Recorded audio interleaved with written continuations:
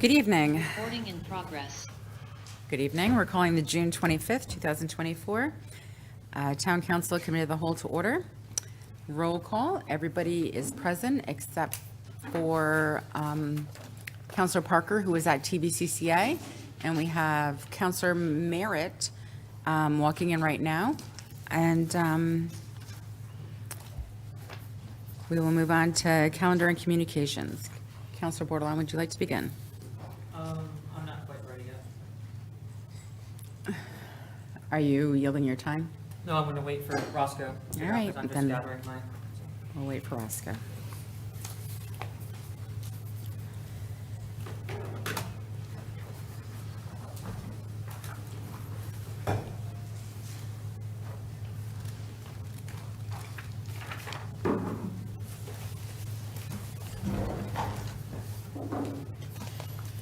Good evening, Councilor Merritt. Do you have any communications you'd like to share?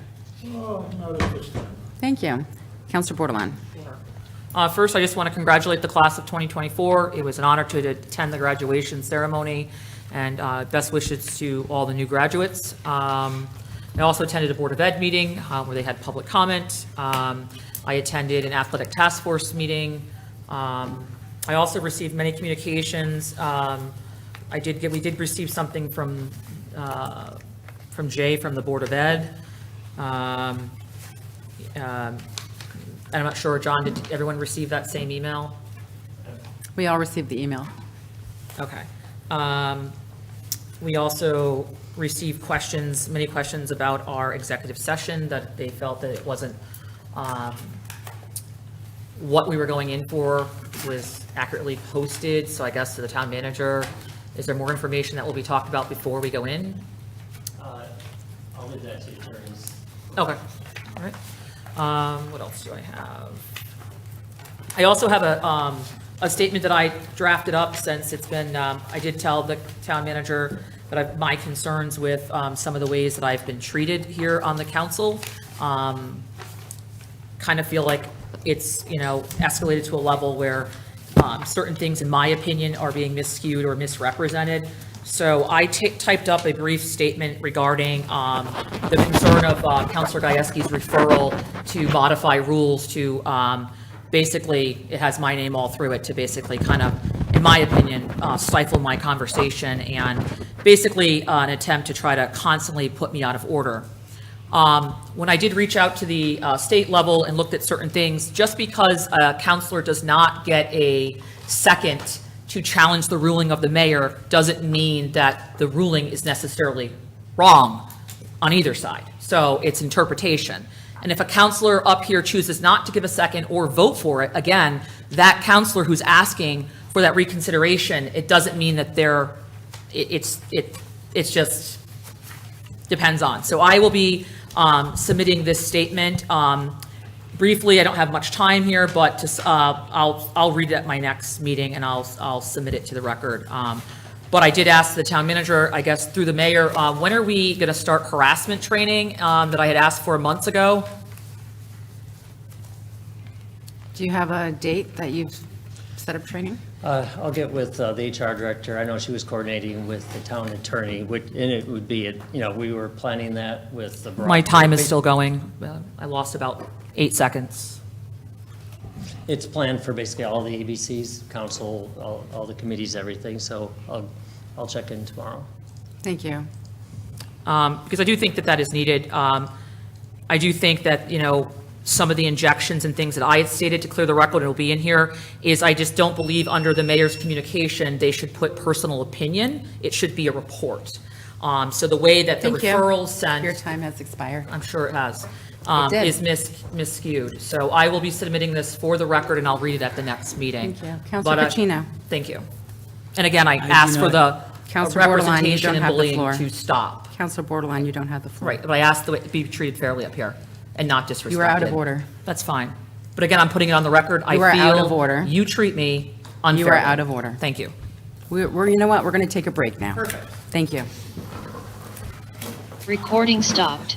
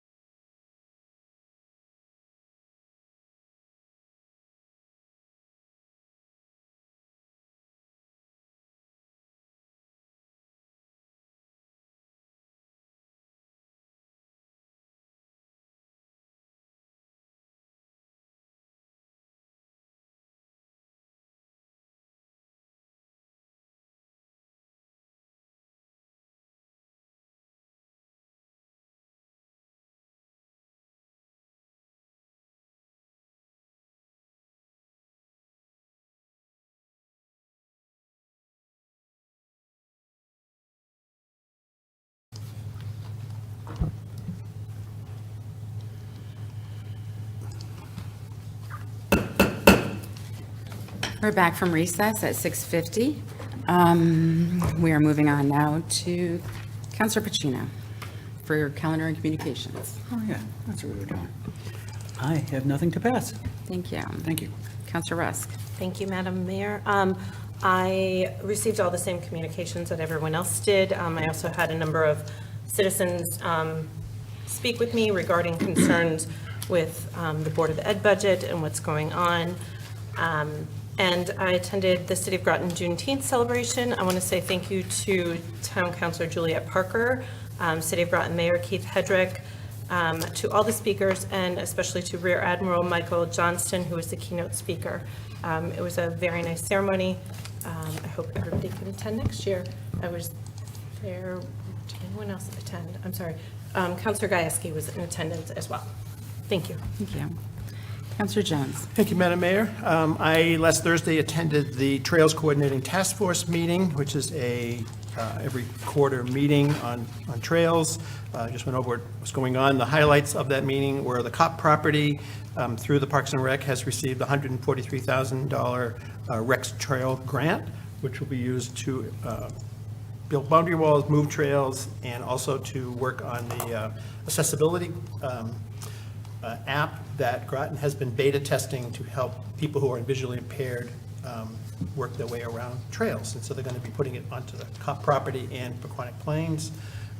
Worked on signage on crosstown trails. Groton Open Space is the Groton Center project. They're also working on the bike survey, and they have 250, and they would like about 500 people. So if you haven't done that, you'll see the signs around. You can just do it on your phone. That would be great. I also attended the Advantage Personal Training 25th anniversary birthday party, just celebrating one of Groton's success stories. It's one of the longest physical training gyms that's in existence in this area, 184, so that was congratulations to them. On June 14th, I attended the 2024 Municipal Veterans Representative Training Session out at Rocky Hill, run by the Connecticut Veterans Department of Veterans Affairs. This was the full training that veterans reps receive. I and Councilor Pacino have been working on developing a veterans rep for the town of Groton, and this was a great way to get a lot of the training and learn what was needed. And tomorrow I'll be attending the Community Resiliency Building Workshop as the councilor representative to that. So, thank you. Thank you. Counselor McBride. Thank you. Normal correspondence that all the other councilors have received regarding properties, the Board of Ed over budget situation and some other matters. But one resident did comment, asked me individually, so I figured I'd bring it forward. The article in the paper referenced that Groton was not pursuing the additional grants, or I think John Reiner was quoted as saying we're staying out of this opportunity. So I was just wondering at some point, can we find out why we didn't submit any grants this round? If it's a reason of lack of resources, that's something I'd like to know, because I know we have in our long-term plan is to review a potential grant position. So I just wanted to know, was the reasoning due to workload, or was the reasoning there wasn't any opportunities at this point? That's all I have. Thank you. You can use which grant specifically? I think it was a community investment fund. There was an article in the paper. He said that we didn't apply, but Norwich picked up millions of dollars. New London picked up some, and he was just questioning why we didn't apply for it. Thank you. Can I respond to that? Sure, Town Manager. Oh, okay. Yeah, it's workload, that challenge grant. There just wasn't the bandwidth to do it right now. And if you recall, I think the article mentioned we had applied before for one and did not receive it. We've tried a couple of different partnerships to try to get something and it hasn't worked out yet. So, it is on our radar. We've tried to, digging into it a couple of times, but just this year we don't have the bandwidth. Nothing's set to go where, you could easily apply. Okay, thank you. Thank you. Counselor Gajewski. Thank you, Madam Mayor. As previously stated, I attended the City of Groton Juneteenth celebration that was put on by Councilor Parker, and I was joined with Councilor Rusk. And then last Tuesday, I attended the Personnel and Appointments Committee with Councilor Jones and Councilor Rusk. I also did make a referral to the Rules Committee that got 2 necessary supports. Those rules changes will, in my opinion, help run our meetings more efficiently. It is in my opinion that a lot of our work is being filibustered, for lack of a better term, and our meetings are getting more contentious, so I made those rule changes to try and help with that. It was not directed at any counselor, it was directed at the council as a whole, in my opinion. No disrespect to any of my colleagues, but I would just like our meetings to be run more efficiently. And I think the mayor is doing the best that she can, but I thought these rule changes may help with that. So hence why I forward them. I would not like to have to make those rule changes, but I felt it was necessary in order to do the work of the council. And that is it for me. Thank you. Just want to remind everybody that all comments should go through the mayor, just as a reminder. And also, past week, I went to a meeting. I was invited to Community Speaks Out, where they had a meeting with many of their other area, I guess, colleagues to discuss the opioid lawsuit. And what I learned from them was that Groton is one of the only communities to have put our funding to use. And there was discussion also about a John Oliver program. And I will tell you, it's season 11, episode 11, talking about the opioid lawsuit. And what I did learn in that meeting was how much towns in our area are putting it towards budgetary items and not so much towards what it was actually intended for. And I also learned a bit about if we were to buy Narcan and the purpose of giving it to the right people and which organizations would probably be the best for that instead of just purchasing it and handing it out. I worked in Groton Little League Snack Shack last night with Counselor Rusk. At the last minute, they had a great need for some volunteers, so Counselor Rusk and I went over and rescued them with serving some hot dogs and some good snacks over there at during All-Stars. And also, I worked at the Snack Shack at Washington Park over the weekend on Saturday all day, along with the Navy and Groton Little League, servicing all the people that attended the Sober Softball event. And it was a large turnout. It was very successful. And it was really nice to have so many people there with, a cause that we all find so important for our community. So moving forward, approval of minutes. Counselor Gajewski, would you like to have minutes? Motion to approve the committee of the whole meeting minutes of June 11, 2024. So moved. Second, Jones? Moved by Gajewski. Seconded by Jones.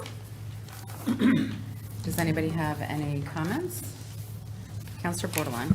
Thank you. I guess it's just, there's certain sections that don't, in some ways, make any sense. Page 5. Counselor Bordelon requested a point of order while she was speaking. Mayor Franco informed Counselor Bordelon that she was speaking out of bounds of the point of order. What, you're on page 5, where are you on this? The top, third paragraph. It's vague. What was the means? It doesn't say what the point of order or what I was even asking. So it's just, again, you can have everybody watch the meetings, that's fine, but not everybody does, and some people are hearing impaired and like to read. And I know it's been stated that some of the minutes don't need to go in length, but if you're going to say something, to me, it should state. Also, so those are my concerns. I don't think they properly, when I rewatch the meeting, it doesn't accurately represent really what would happen. What was being stated, it doesn't even say. I don't know. Under the chair, couple more lines down here, not really paragraphs, a couple one sentences where it says Chair Whiteloff, the list here. It doesn't say, to me, if I read this, it looks like every counselor had a punch list to ask. And in fact, some counselors stated that they thought funding education was of the most importance and that we need to move on. Nothing about that here. Nothing about that whole area discussion, just the questions that previously sent in by the mayor. So I just, again, I think they can be streamed down, I agree, but I do think that they need to accurately represent what's happening, and if you go back to this, it does not, it's kind of vague, so sometimes we put point of orders in the minutes, sometimes we don't. There's no continuity as to how we actually do it. So, so I guess my question is either we need to clarify some of that, or we need to just get rid of it, because it sits, standing alone, it doesn't make much sense. So that's my question with that, or my recommendation for a correction.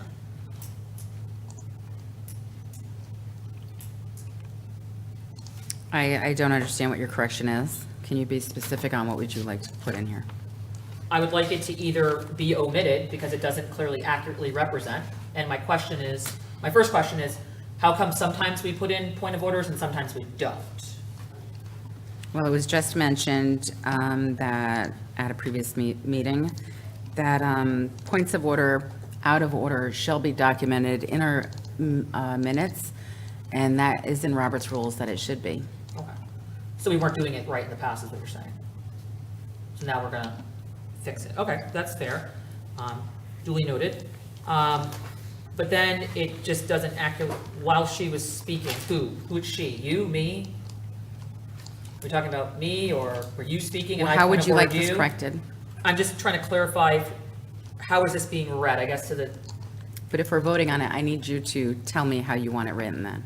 I can tell you how I want it written, but I'm trying to understand first, what is this actually stating? Is everybody clear what that means? Because I don't know what she, while she was speaking, was it you or me? It's just not clear is all. That's all I'm saying. Okay, So if we're gonna add them now, we just need to make sure we're clear. thank you. Mr. Burt, would you potentially get these updated by your assistant or whoever is making the minutes now, and maybe put it in a little bit more specifically as to what the point of order was about? Sure. Thank you. That's on page 5. It's in the section, the 3rd, 4th, 5th little paragraph areas. Okay. And then, under the Board of Ed section, there's really no commentary there, just a list from the mayor.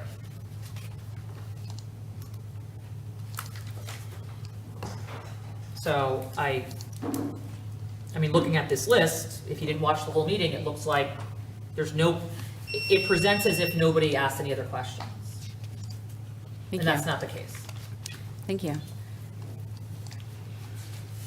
Counselor Gajewski? Thank you, Madam Mayor. I agree on it can be confusing at the top, but I disagree with at the bottom. It says question/request, and it doesn't indicate what counselor or who counselor, and then it says including those previously sent by Mayor Franco to the Board of Education. So my understanding of it is that it's all the questions that were asked by individual counselors, but it does not indicate which counselors asked which questions. And that it also included the ones that were previously sent by Mayor Franco that she submitted into the record. So that's it. So I don't think anything needs to be changed there. I just want to say that. Thank you. Thank you. Counselor Bordelon?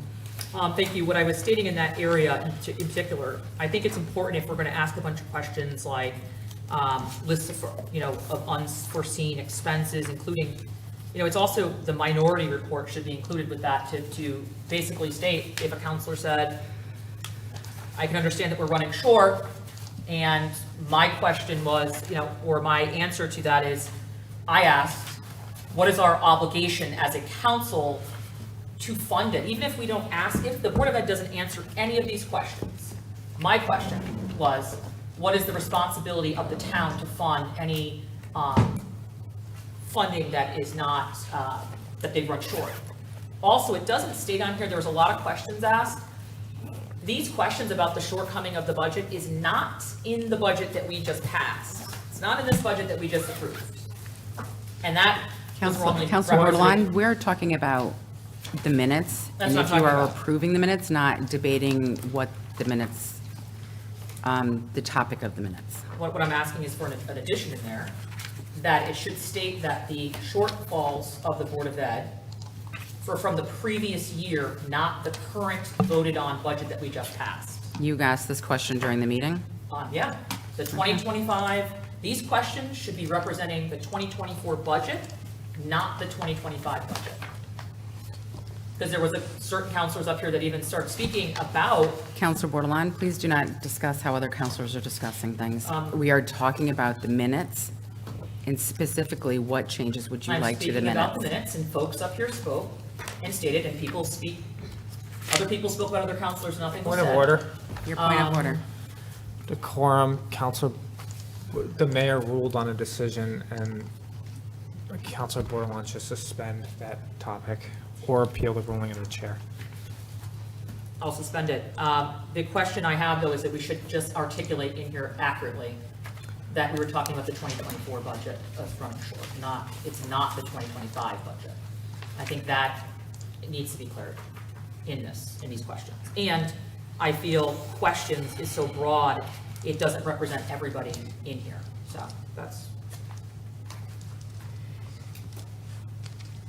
So that would be my amendment, to make sure it says 2024.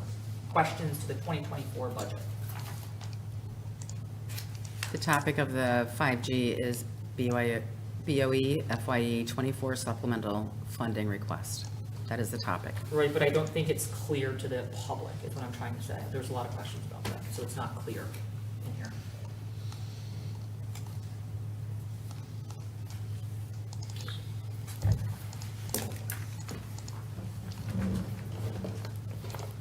Are you all set? I mean, That- can I have an amendment on that, or I'm waiting for a decision? That's up to you to ask for it. That's what I just asked. I asked if we could add Where specifically? right there before, Chair Whiteliff has only given the authority to speak. I mean, I think we should, was already voted on. Mayor Franco asked the council to propose these questions, and I think these questions should be pertaining to the 2024 budget, not the current budget that we just passed. So you're amending to add 2024 into sixth paragraph down, after the word questions, add 2024. That's fine. So anywhere in that whole section would be appropriate, just to clarify that Okay. these questions are not pertaining to the budget that we had just passed for 2025.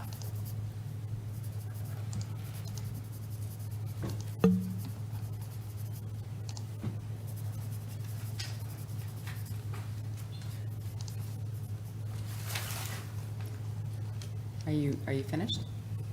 Yeah, I'm good. Thank you. Thank you. Counselor Rusk.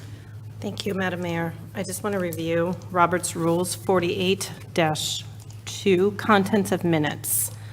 The minutes should contain mainly a record of what was done at the meeting and not what was said by the members. So I feel like asking whomever is typing up the minutes that they need to include everything that was said is not pertinent to Robert's Rules and is excess. You need to put in main motions, you need to put in votes, you need to put in how people voted. And I would like to move on because these are the minutes and we need to get on to the content of our meeting. Thank you. Thank you. Counselor Merritt.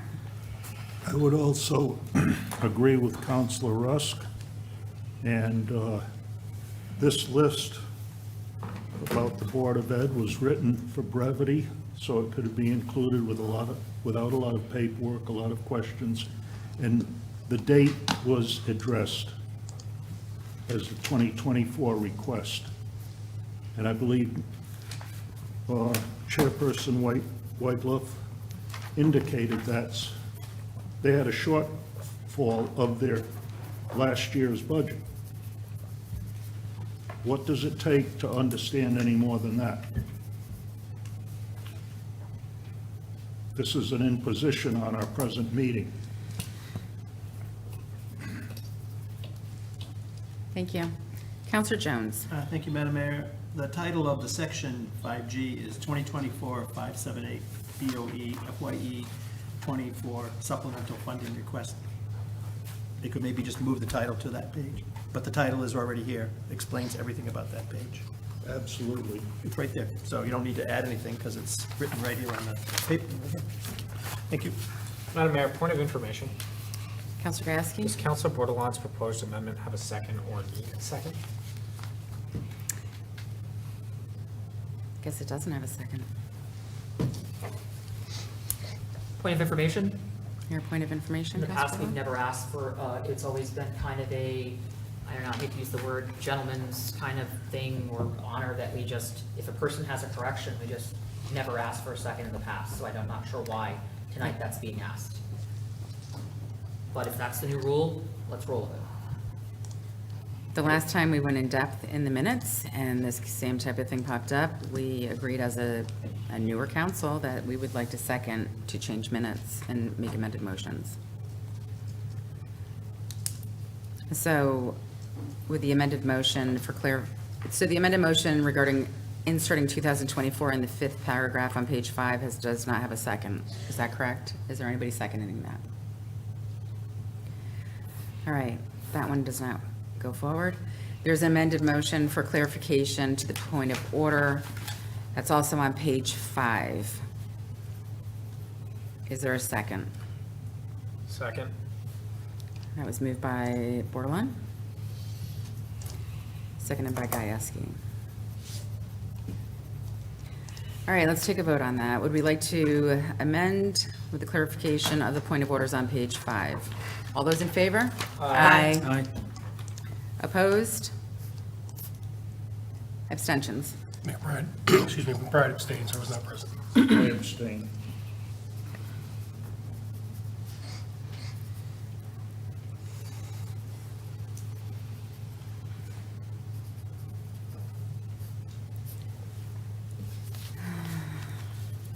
All right, what do we have here? 2, 4, 6, 8 of us tonight. So that passes 6-0 to 2 with McBride and Mara abstaining. All right, moving on from our minutes. I believe there was a request. Oh, then we had to vote on the minutes as a whole, including the amended motion. I'm sorry. Was there a request to change this as well? It didn't have a second. Okay. And so, I'm sorry, what was stated? Point of clarification? I just asked a clarification question. My apologies for not doing it appropriately. so we will vote on the minutes as a whole with the amendments that will be made. All those in favor? Aye. Opposed? Abstentions? McBride abstains, I wasn't present. All right, that passes 7-0 to 1 with McBride abstaining.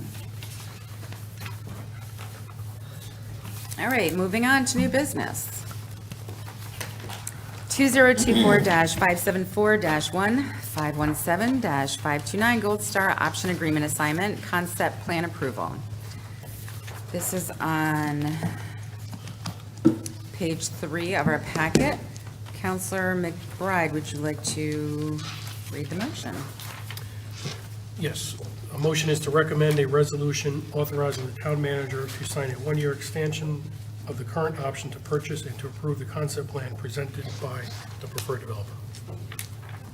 Second, Bordelon? Moved by McBride, seconded by Bordelon. Good evening. Good evening. John Reiner, Director of Planning and Development Services, and with me here tonight is... It's nice to see you all again. I'm Bill Sweeney. I'm a partner and land use attorney at Open Carberry in New London. And joining me tonight, I have a variety of clients. I have Joe Fatone, who's the principal of PJ&A LLC, who you've met, many of you have met before. I also have Ryan and Tyler Orr, who are members of Orr Partners. I believe you met David Orr at your last meeting. David is in Australia today, and so his two sons, who are part of the company, are here tonight on behalf of Orr Partners. Okay, great. All right, so we do have a very brief presentation, just kind of want to run through a few things. For ease of everybody's viewing pleasure for the council members, we did print out a copy of the presentation for folks to read along. It'll be up on the screen. The information of the presentation is not any new information. It's just trying to keep things within some context. So just kind of wanted to go over a little bit of the timeline, the goals, kind of a little bit of what's next and what we're looking for. And yeah, the manager's just going to pull that up. All right, thanks, John. Next slide. And then again, kind of the ask tonight is reviewing that updated concept and for the request for the option agreement extension. Next slide. And this slide here, not going to go through all the details, but just to give everybody a little context of how long we've been working on this property as a whole, not necessarily with our current development partners, back since 2015. Just as a reminder, at the committee of the whole meeting 2 weeks ago, the council did vote to assign 4 partners as the qualified multifamily developer. And again, tonight looking for that concept approval and the option extension. Next slide. Again, focusing on some of those bigger picture items of the town's goals. What is it that we're trying to accomplish here? Looking to leverage that town land and reminding everybody that the land does have some development constraints really from some of the ledge. Getting some housing built to meet some of that need that we've been talking about. Getting properties back on the tax roll, as well as being a good neighbor to Avalonia, which owns some land to the south of this, and you'll see in the plan a nice little buffer area. Next slide. So again, the proposed approvals, so the concept update, which we did show the council at the last meeting, we'll jump on that slide in a moment. Again, one of the big changes was planning staff had asked the development team to look at realigning the entrance to Tollgate Road, which they've done that. And there's also a little bit of unit configuration changes on the property. Kind of next steps of if this happens, what's approved, or partners goes to the Planning and Zoning Commission, where they'll actually do all the hard engineering design, get their approvals through that regulatory body, and then moving forward with the project after that. And then the same with the option agreement, the purchase extension. The current option agreement expires in September of this year, proposing a 1-year extension, and that really helps PJ&A or partners. It's not the town process that we think is going to take a lot of time with the Planning and Zoning Commission. It's really that DOT process, more so because of the realignment of the roadway with Tollgate and just timing that with the signalized intersection changes. Next slide. So again, looking at that concept approval, the updated concept design, and really what we're looking at here, you can see that main entrance aligning with Tollgate Road. There is an intersection of lights there, so that'll, from a traffic standpoint, really benefit the site. This site also has, this updated concept plan has 1 building less than the previously approved concept, and the buildings are 1 story higher. There are some more units on the site that help, and Bill can speak to some of this as well. Yeah, I think the big change, if you've had a chance to take a look at the concept plan in this package, we have the previously approved concept plan, is that realignment of to Tollgate Road. The town's independent third-party engineering review suggested that alignment. That alignment does not come cheaply, and if you look very closely at the plan, you'll see a rock face outcrop, and there's actually a label that says approximate limit of rock removal for site access. If you go out there today and look across from Tollgate Road, there's a 25-foot embankment of solid rock on that side. All that rock has to come out. That rock removal alone is over $1 million of additional site cost on a site that's already has a tremendous amount of ledge on it. So what this does is, and what OR has committed to do, is to take on that cost at its expense to provide the safest and most efficient access to the site. You'll also notice, and as we move on to it, the development footprint of the project has closed in and gotten smaller, and so more open space is protected, more green space is protected. We're able to create a greater buffer to the south and to Avalonia. We do have buildings that are slightly taller, but they are still below, a whole story below what the zoning allows for this district. We go up and in to have a smaller development footprint, and that's needed, and that development is needed to fund these sort of exceptional site costs. But I think the project itself, if you look and you'll see the plan, the concept plan that the council approved in the last iteration, this is a far superior design. Yeah, and this next slide shows both the proposed new plan and the previously approved concept plan. And that was the level of detail that was on the previously town council approved concept plan. Next slide. Again, just a little bit blown up detail of that plan. Again, you can see bigger footprint, and it didn't align with Tollgate Road.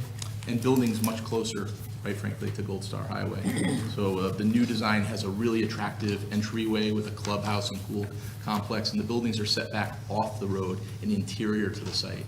Not that there's a lot of neighbors around this property. You've got the motel and commercial across the way in Avalonia to the south, but we think that this is going to create a really nice, beautiful project for high-quality apartment living. And so OR has a proven track record, as you know, here in town, and we're really excited about this plan. We think this is a superior and significant upgrade to the last concept plan that this council approved a couple of years ago.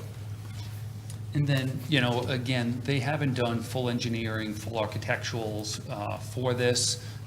Frankly, the developer isn't going to do that until they get some general approval from the councils to take the risk out of there before they spend additional hundreds of thousands of dollars putting this together. But some council members had asked about some examples of type of design of the building. So next slide.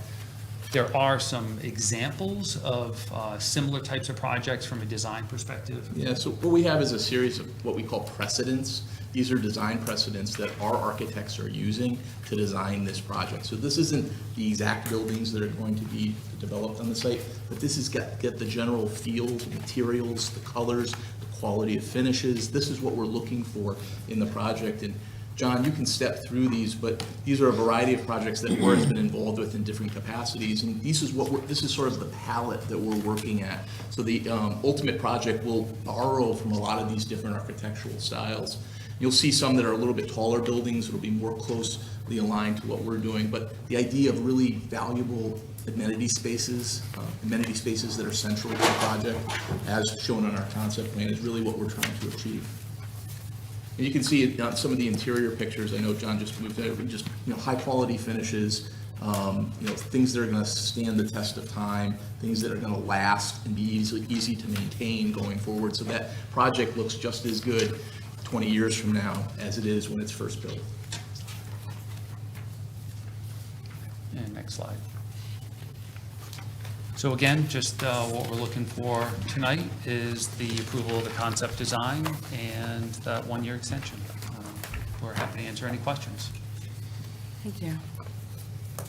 Councilor Jones? Thank you, Madam Mayor. Through the mayor. Mr. Sweeney or Mr. Reiner, thank you, Mrs. Sweeney, for coming. We have here on the options to purchase agreement extension, proposed extension for 1 year. Is that something that will be coming up, or is this, what we're doing tonight, take care of that? That's tonight, along with the concept plan. It was both the extension. We are in the works right now of preparing our plans for the P&Z Commission. We hope to be submitted this summer, and that is a fairly straightforward process. As John indicated, because there are more than 200 parking spaces in our project, we need what's called a state traffic permit from the state for the project. That is somewhere between a 4 to 6 month process, and that can only start after you get your local approvals. So that 1 year will give us the ability to get the local approval this summer and into this early fall. Then we'll have a 4 to 6 month window to get our state traffic permit. So we'll be in a position to talk about with Attorney Callahan setting up a closing in early 2025. So that would explain the occupancy anticipation for spring of 2008, is you have that year window in there. We're looking at it, and that's a great question. We're looking at about a 24-month build for the project. And these builds usually go in sort of a phased approach. You don't build all 6 buildings at the same time. or 5 buildings at the same time. You usually, you do some foundation work, you likely start to do the framing, and then you move and start doing another group, so that you don't have all your contractors doing the same thing on the site. And you see this in a lot of the other larger apartment complexes in southeastern Connecticut, most of which I'm involved in. They sort of move through the site through a phasing approach. And that's, so we're thinking, trying to be conservative. We certainly want to get them up as quickly as possible. The demand right now for this type of housing is really high, so the sooner we can get them to market. But we want to make sure we do our due diligence. We want to build them in a responsible way, and you have to allow for the absorption as you build out. Okay. And then my last question is on the updated site, this page, page 6. Yes. Is, I think the entrance at the bottom was the old entrance from the previous project, and then we're going to realign the intersection. It's at actually Toll not. Gate. So the old project is directly in the middle, and it's not even shown on this. That is a secondary access point that's right across from the Exxon station, if you're familiar with that. That's lined up with the Exxon driveway. That's an emergency access. We're going to be working with fire and our traffic engineers on whether we were going to build that. But the primary entrance has to be at Toll Gate Road. Okay. The town was very particular and required that. So that was my question. There aren't two sets of lights, there's just one set of lights. No, And there's this is just just one set an of light. emergency access Yeah, road and that's. that you're it's, using. and that light is so important because there are rules in terms of where access points can be on that road. And it costs a lot of money, but it's by far the superior location to have that. We're going to be upgrading that signal to a 4-way intersection signal, which is, I don't know if you do any traffic work, that's a major done them. undertaking. Yeah, we've done them. Yeah, so especially on a state highway, so that plus the rock removal as well. So that will be the primary, that is a secondary sort of auxiliary. It's not where the Shetucket plumbing driveway is today, it's actually directly across from the Exxon. And the developer is paying for all the improvements to Toll Yeah, Gate. so everything here is privately funded, so that, and that's really important. We're not looking for any handouts, we're not looking for tax abatements. This is a privately funded project to get this property, these town property on the tax rolls and start paying taxes, and then also improve the taxes that you're getting off PJ&A's existing 2 pieces. I think I've said it before to this group, is these 2 assemblages, the private and the public, alone doesn't make any sense. It only makes sense to develop them as an aggregate amalgamation of properties. And with that, you have the critical mass to do a project that's much needed and will pay a lot of taxes to the town. All right, thank you. Thank you. Thanks. Counselor Gieske? Well, thank you, Madam Mayor. Through the mayor, my first question is, so I just want to understand the design change is it goes from 6 buildings, 6 apartment buildings to 5 buildings and a pool/clubhouse. Am I understanding that correctly? Yeah, so the original, that's correct. It goes from 6 to 5, so 1 less building. And there was a pool and a clubhouse in the original scenario. It was deeper into the site and much smaller. This is a bigger, sort of larger clubhouse, sort of amenity package than the original plan. The only concern I do have with that is it could increase, do we have the potential effect on rent? Because it's going to be bigger and it's a bigger amenity. Is that going to impact the rent at all of the property potentially? Well, I think the rent is driven by the market, and if you look at the successful apartment projects that are being built now in southeastern Connecticut, they all have sort of elaborate amenity packages. People that are looking for new apartment living have certain expectations in this marketplace for things like pools, outdoor barbecue areas, indoor fitness areas. These are all things that will be incorporated in this project, but we're really just responding to the market. So this is a market rate project.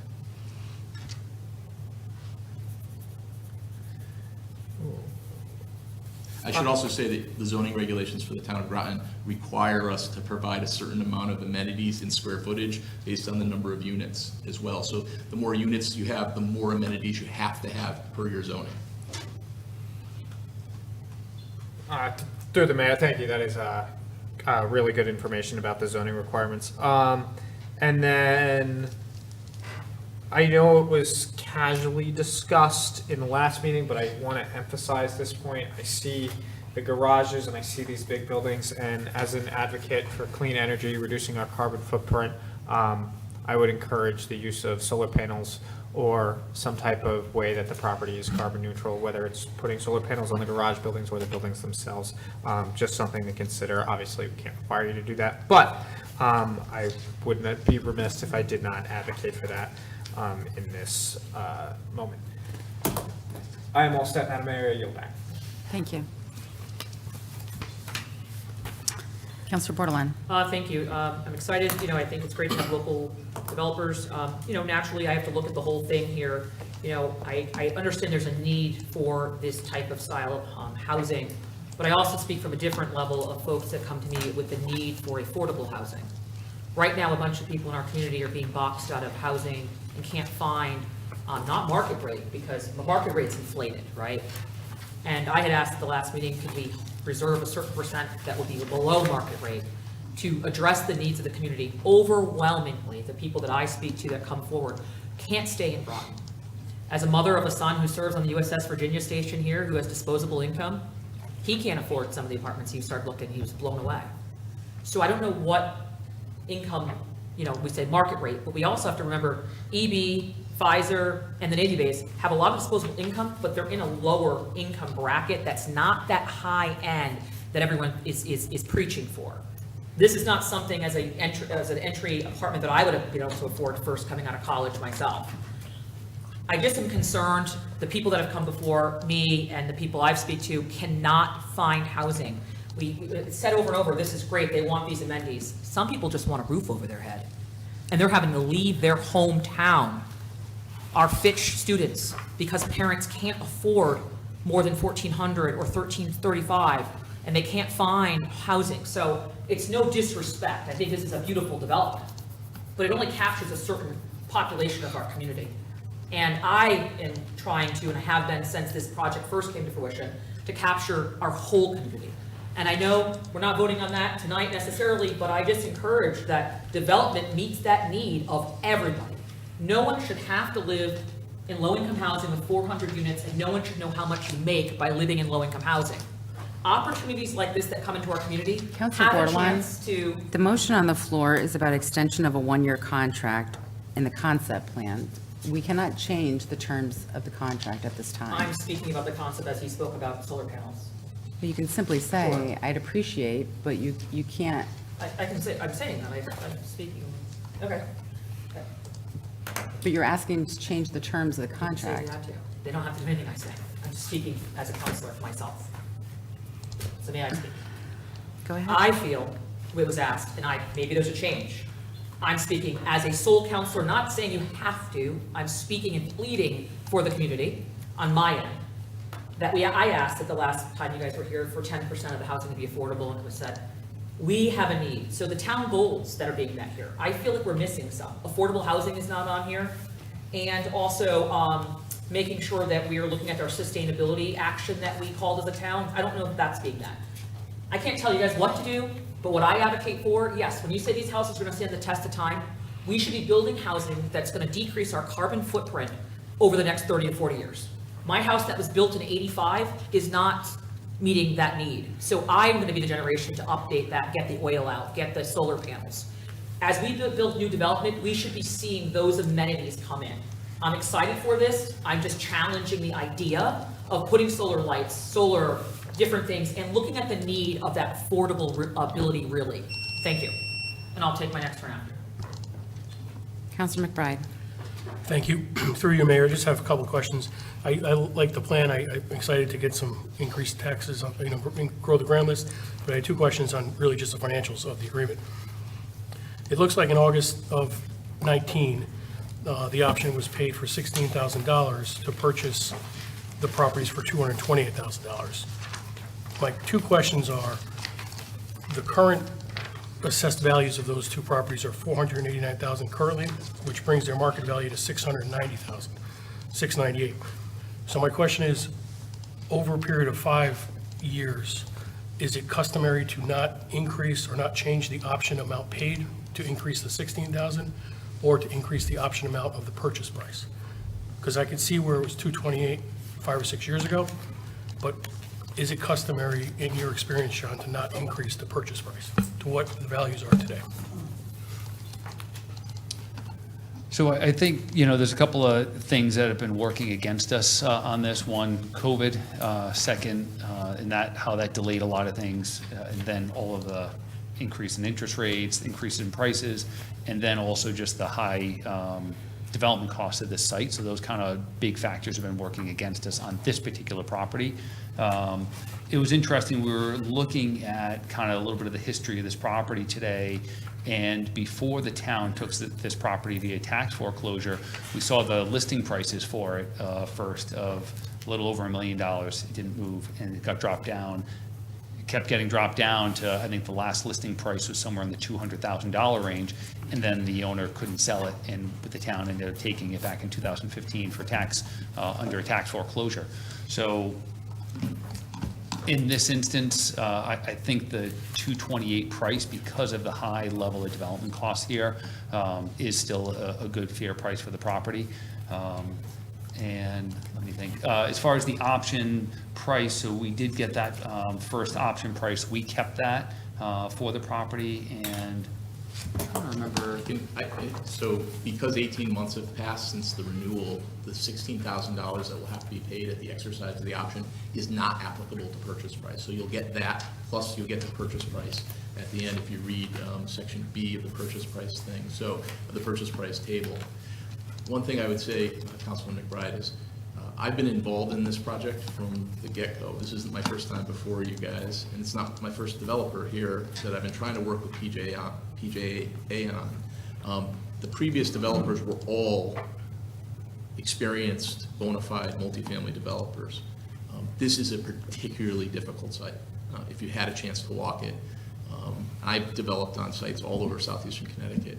The amount of ledge on this site is dramatic. We're talking about $6 to $7 million in site costs just to do with site work. So I think while there may be a valuation that is assigned to this property with changing times, it's probably inflated because it doesn't take into account the amount of ledge that's on this site that needs to be removed and processed for this project. This is a very difficult project, one that cannot be developed except with somebody of tremendous means and experience, somebody like Orr, who's done huge things at EB and Subbase. You really need an experienced developer to do this site, and I've been doing this for a long time. I think the price is fair considering the amount of capital outlay that's going to need just to prep the site for construction. Mayor, can I just add on to that? Yes. Just to reiterate that there is no project without those two private properties. If we start changing parameters, I think we'll own this 10, 20 years from now. So I really do. And I encourage us to move forward. And those two private properties are the ones that actually give us that good access to the Toll Gate Road intersection. Thank you. You're all set? Yes, thanks. Thank you. Councilor Rusk. Thank you, Madam Mayor. Thank you again for coming tonight. Thank you for choosing Groton. And my only concern with your updated concept plan is there was a lot more green space in the original one. And while there is trees and buffer space, there doesn't seem to be much open space for children. I realize you're probably not doing many 2-bedrooms, but there are some 2-bedrooms. So I would urge you to just consider that maybe a playground area or a dog park area as well. And that is my only concern. I love the area that you're building, and I think that it doesn't affect a lot of people in our community, but it makes a huge impact. We definitely need more housing, and more housing will stabilize the cost of housing. So the more housing we can get, up to our $6,000 need, is definitely needed, and I appreciate you guys coming to Groton and developing here. Thank you. Thank you. Thank you. Councilor Pacino. Thank you, Madam Mayor. I'm all for the project. I like it quite a bit. I have 3 curiosity questions. Elevators. I know you have elevators in every building. Are they going to be big enough to fit a gurney if somebody is injured or needs an ambulance? Or are they? Yes, so the size of elevators is set by building and fire code. Okay. And I believe on buildings 4 stories and above, which require elevators, the elevators have certain dimensional requirements for fire and emergency access requirements. And so your fire marshal will actually, and your building inspector will be actually reviewing our plans before P&Z to confirm that. So I think the answer is yes to that, I'm almost certain. Okay, and my, two more quick ones. Car charging, will there be There has- possibility for car charging There has to stations? be. So Okay. your planning and zoning I commission. didn't see it on the list. Yeah, so your planning and zoning commission actually, first of all, the state statutes now require it for residential projects more than, I think, 40 units in size, but your P&Z commission has adopted regulations that require a percentage of the spots to be actual car charging equipped, and then an additional amount for the availability of it. So you have to run the conduit to those spots. And so all the projects that I've been getting approved here in Groton have that already. So that it will be charging. That is definitely the mode of the future. We would do that just for our tenants, but we are also mandated by the zoning code here to do that. What is that percentage? I think it's 25%. Does that sound right to you? I think it's 20 or 25%. I'd have to take a Close look at enough. the regulations. Less than that. Yeah, I don't have the number right off. What I don't remember is how much has to actually have a car charging station and what has to be readied for a car charging station. Gotcha. So there's a differentiation in the regulation. And my last point is, during construction, I just want to mash that union labor button again. Appreciate that. That's all I got. Thank you. Counselor Merritt? I think you've already answered my question, but you've had discussion with Groton Utilities about this project, water and electrical. You've notified them of what your intentions are Yeah, and so- what's needed? I'll say this, is that we have been through Groton Utilities for the original project. We are in the early stages of going to P&Z, so what we call pre-application review at the P&Z level, which includes interfacing with Groton Public Utilities. We have confirmation that we have water and sewer capacity for the site, the ability for electricity.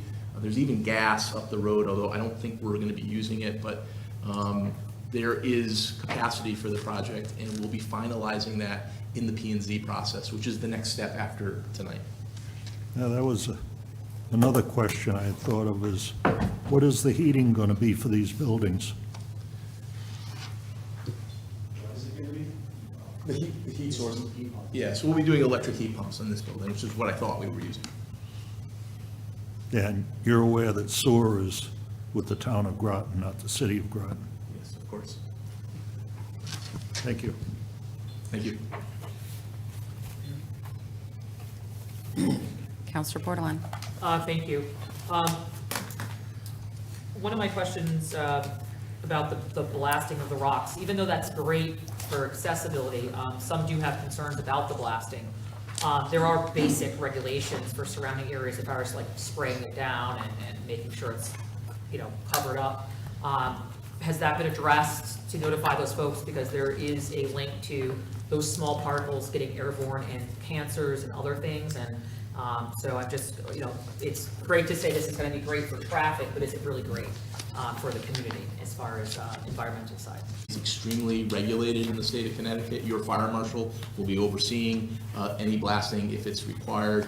And we'll be working through the details of those, what we call an erosion and sediment control plan with the P&Z Commission. It's one of the things we have to submit to them for our final approval. So they're the jurisdiction that will review our overall plan for grading and rock removal. And then if there is blasting, which I expect there may be some blasting on the site, we'll have that be overseen by your fire marshal office.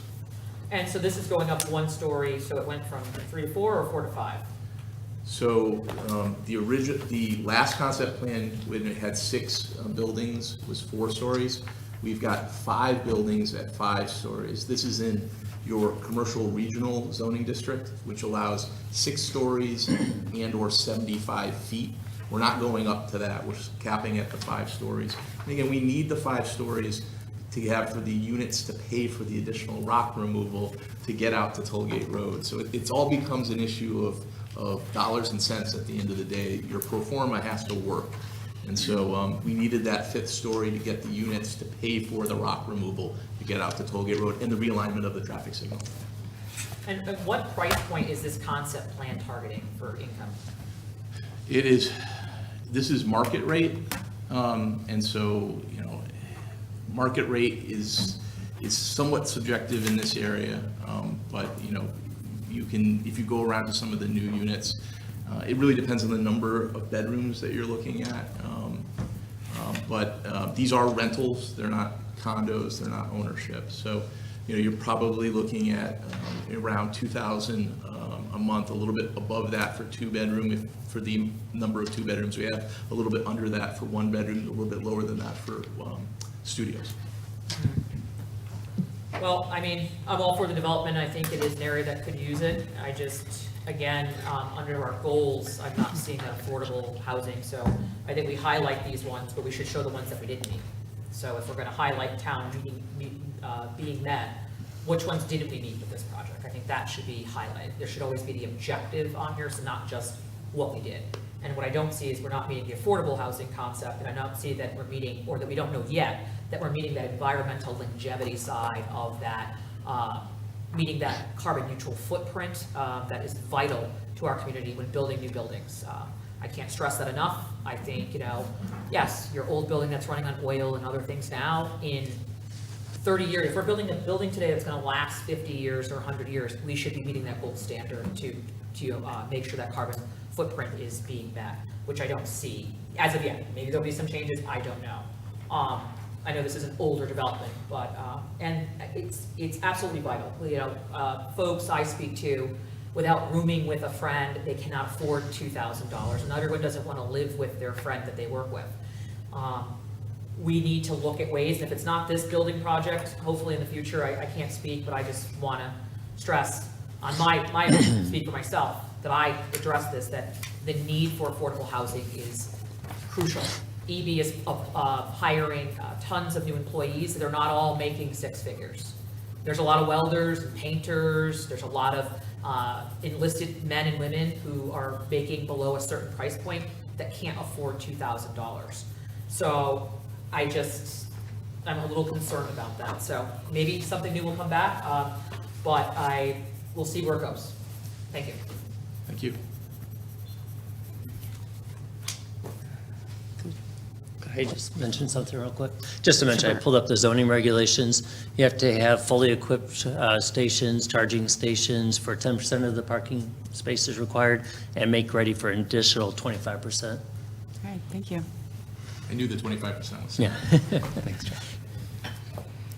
So, on my way to the meeting this evening, I had a resident contact me, talk about you coming before us this evening. And they wanted to acknowledge how huge it was that you would be changing the entrance to that light at Tollgate. And they weren't sure, it was like, it came across in the first meeting about how huge that is. And like you've given more details tonight of the extensive amount of money it's going to cost and the work involved. And I want to thank you for that and know that other people in our community have recognized that. And they said it, and I agree, it makes way more sense to have it as a light. I mean, just does. It makes it getting in and out of 184 much easier and probably even safer. But just that you're taking on that additional. When I look at because tonight is about extending the contract by another year, which I'm in full favor of. I know since COVID, the economy, interest, inflation, it has been very difficult. And the cost of building houses right now or housing units even, is so absolutely expensive. So I thank you for taking on this project at this time. And I believe I also have done plenty of my own research and read numerous articles about housing and trying to figure out what we can do for our community. And supply and demand also will set the stage. The more supply we have, regardless of what price point it may come in at, will set, it'll set some changes in action within our community. But we have such a shortage right now that we have to raise our supply. So And I will, just from my own observations, I would think developers invest usually tons of money, I don't even know how much, doing research on our area to figure out what the rates are, how to try, like, what should they build here? I mean, you're the experts, you are spending all this money to say, is this a good investment? Are we going to make some kind of return on investment? And from what I understand, the percentage that I'm hearing, I don't know, but just to be able to build something, and a developer is basically saying, I need to make like 12% in return. It's not a huge amount, that's what I'm hearing. I don't know if that's right, but I'm like, I was so surprised that it's only a 12% return on investment. And I was like, maybe I'm off, but I think that you're going to put what is needed in the area and what can be afforded through your development skills, and that people can rent from you, because the goal is to have them full of renters in our community. So I look at the description, I don't see that much change, and I am good with approving the concept plan as presented, so I thank you. So with that, I don't see any more hands, so we will take a vote. With the motion on the floor,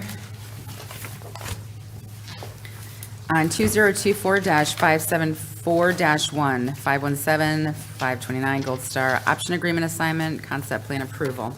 All those in favor? Aye. Aye. Opposed? Abstentions? I'll abstain. Okay. So that passes 7-0 to 1. Thank you I so much wish for your you time tonight. all the best of luck. Thank you so much. Thank you very much. Alrighty, up next is 2024-599, miniature liquor bottle discussion. This is on page 98. There is no motion in advance for this. It's basically an open discussion on the idea for what could be done to help alleviate miniature liquor bottle litter. I had the idea of a potential buyback program, but I wanted this to come to the council so we can all try and see where we stood and what direction we may want to go in. And Mr. Hanover is here, I guess, to help us along the way a little bit. Do you have anything to add? Do you have anything you would like to add, or from your observations? No, I mean, just to remind everybody, this program started a few years ago with the state where they have a surcharge. It's not a deposit. It's an actual surcharge of 5 cents on every nip bottle sold. And I actually have pulled up some state stats for Groton. The last 2 years, there was 3.3 million nip bottles sold in this town only. And we got $165,000 over the last 2 years. So that's, roughly about $80,000 per year is what we get. And that money's to be used for litter control, environmental type work.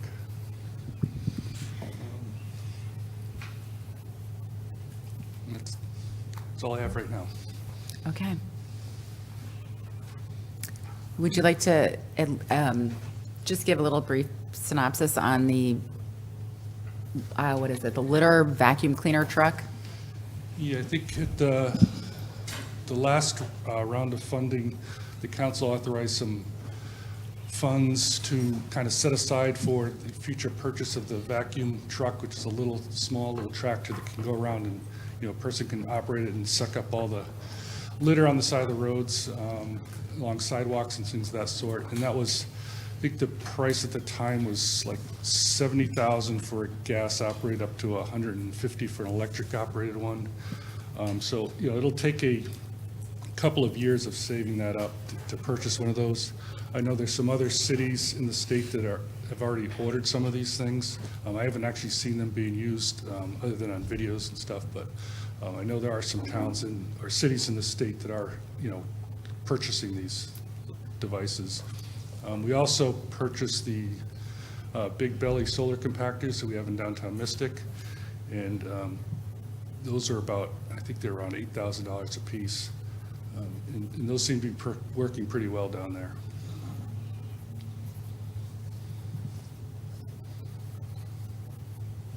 Thank you. I just want to let you know that I was at Johnson's Hardware buying a tractor, a lawn tractor. myself, and they did have an actual push vacuum cleaner, like it picks up litter, and I was pretty impressed by it. Oh, I was, for- yeah, they I have was trying to those- find the price on it, but I couldn't find one, Yeah. but, For I was leaves just- and stuff, yeah. but it says it picks up litter, actually. Okay. Bottles, and I was surprised by it, so I was impressed. So, would anybody like to, first, I will say this is like one of the items that I brought to the council, and I want to just sort of give you my sort of vision for a buyback program. I don't know if it's possible. I don't know if the council's interested, but let me start there. There are people that are, I don't know what you would call them, canners? I don't know what they're called. They collect bottles for, to return them, and this is what they do, and they make money on doing this. And one of my thoughts were, if we had a buyback program, there's potential for the people that do these collecting of bottles to make money off the nip bottles, and they would be picked up off the ground. There would be a potential for residents who have nips to collect them themselves and not throw them outside. And if we have approximately $80,000 a year, we could have, I don't know, 3-4 buyback programs, days a year where you can bring them, we potentially weigh them, and you pay out so much per weight. I don't know how we would do it. But you figure out how many bottles are in a certain weight, and then that's how we would do the buyback program. I can't imagine that we would ever probably buy back 80. I would do it basically based on the 5 cent per bottle kind of calculation. And I can't imagine we would go to 80,000 annually. But if we did happen to go to 80,000 annually, I would consider that a huge, absolute huge success, because that means we bought back all those bottles that would no longer be potentially on the ground within our community. So I do also know that there has been legislation at the state asking for allowing towns to ban nips in their communities. It has not passed the state. So that's not an option at this time, and even if it was, I'm not sure we would want to potentially give up the 80,000 a year when somebody can go to the next town over, buy them, and just throw them in our community, and we would have no money to be able to pick up these nips that are littered around. So my thought was, we could try and hold in the 80,000, buy back these nips, have a few a year. Mr. Hanover, you know how they have up at the high school, I think they have like, where they collect paint? The hazardous waste day. Yeah. Yes, hazardous waste. They also do shredding that day. Could we potentially make it, some of those in line with some of those dates? Or would it be better if you were to envision this yourself, would it be better at a transfer station? Is it? Yeah, it'd be How better would you- at our transfer station. And I believe, these bottles come in plastic and glass, so you probably have to separate them if you want to do it by weight. But I would suggest you do it by a weight, because you're not going to want to have somebody counting, probably 5,000 bottles in a garbage bag or whatever. I don't know how many there are, but by weight. One of the interesting things I see, though, is you get some entrepreneurs, I'll call them, that are going to, collect a lot of bottles from outside the town of Groton. Just be aware of that. They're going to be bringing in truckloads. Box trucks loads of these things from outside the town of Groton. Even though they're town residents, because that's, you're going to require them to be town residents, I'm assuming. Yes.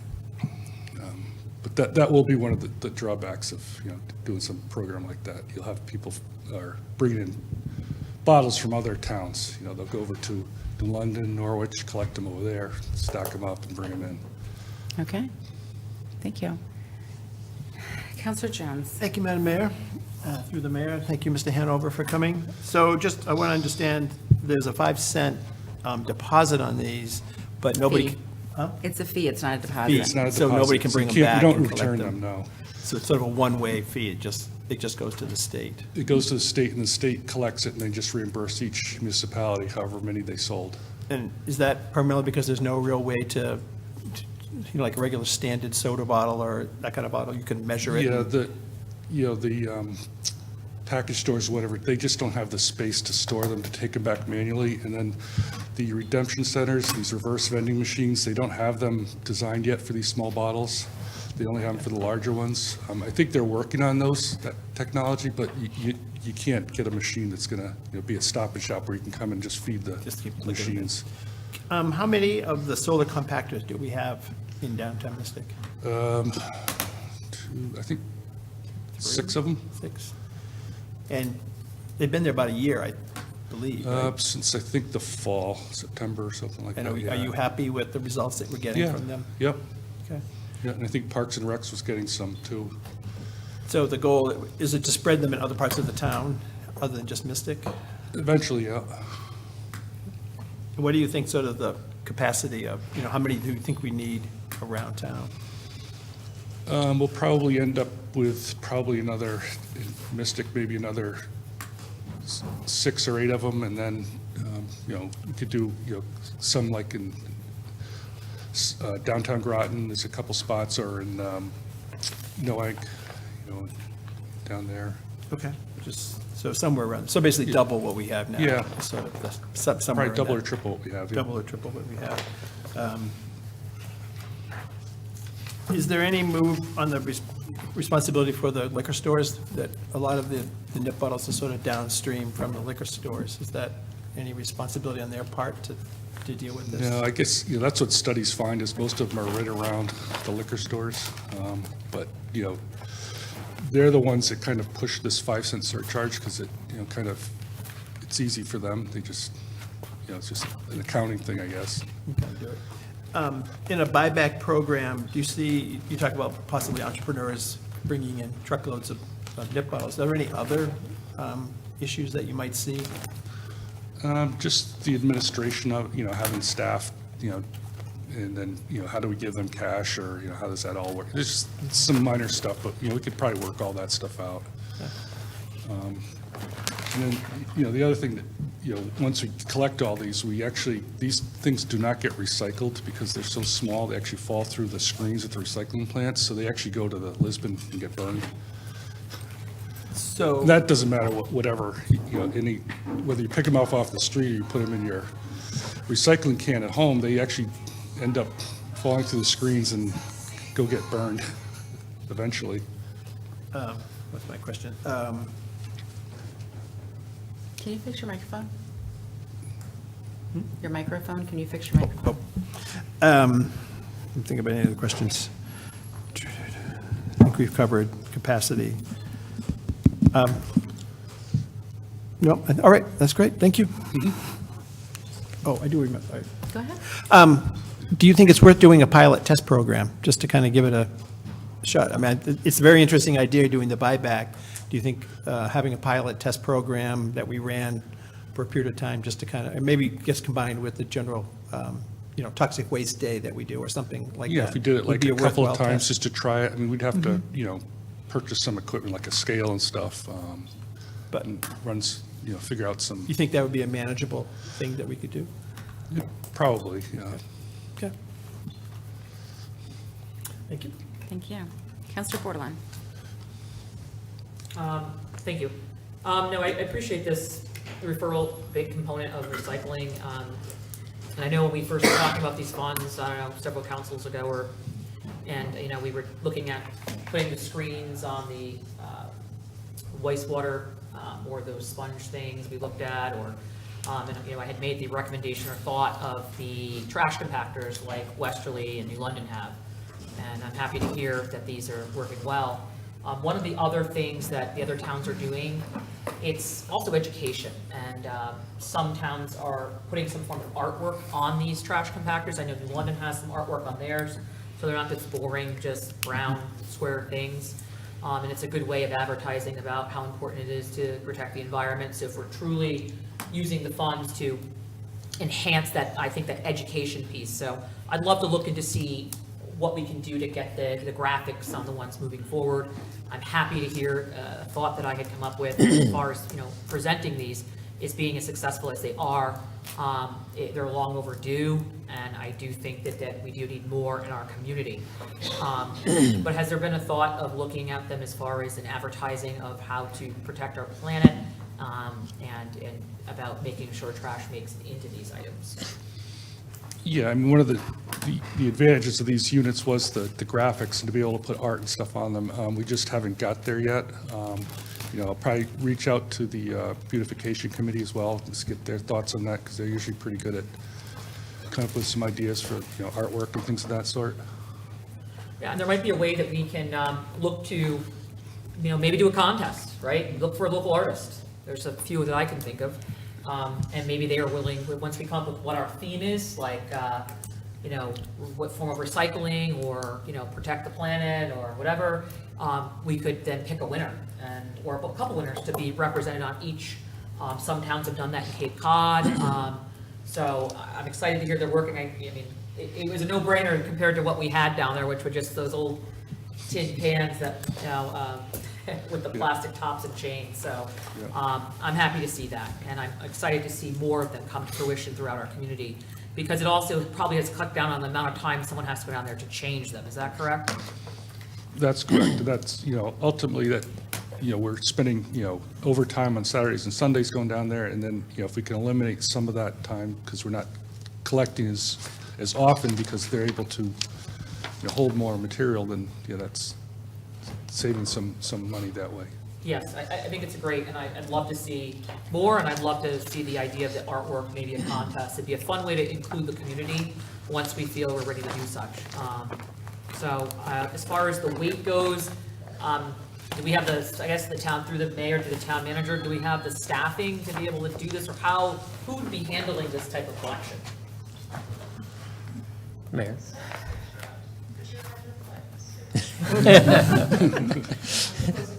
Yeah, it's us, yeah. Bert. Sure. Well, of course, it'd be Public Works staffing doing it. And depending on the timing, we've only received, all our money through '23 was already committed, so we've only had one payment into this year. We won't get the second half till very late in the year. So, and I think we want to, I don't know how, how do we know exactly when I guess we have that much cash, and then when we're out. I don't know how that would work, but. So we'd have to think that through. And that would be a guess too, like, someone has all these bottles and they show up, and would we run out of cash possibly? Would there be a cap on the money? I guess these are just questions in my mind of seeing how this would run. I'm a firm believer. People in my house like the seltzer bubblies. I love recycling those because they don't have the sugary syrup in them, so they don't bring the bees and the stuff.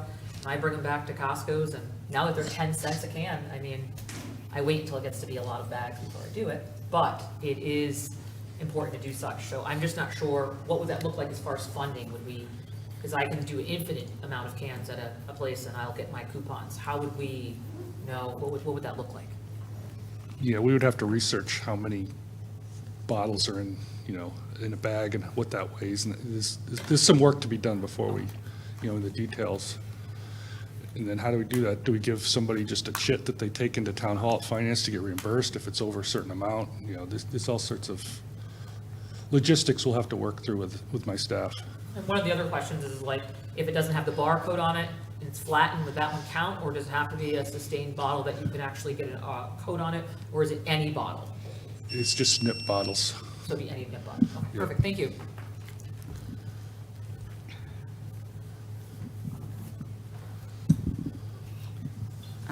Counselor Pacino? Thank you, Madam Mayor. I thoroughly, I love this idea of the buyback program, and I do understand Mr. Hanover's concern about out-of-town bottles coming in. But my question would be, through the mayor to the town manager, can we offer a tax credit with? No, that's not allowed. Not to exceed a No. certain amount? No. No? It's not authorized in state statute, no. Good idea, though.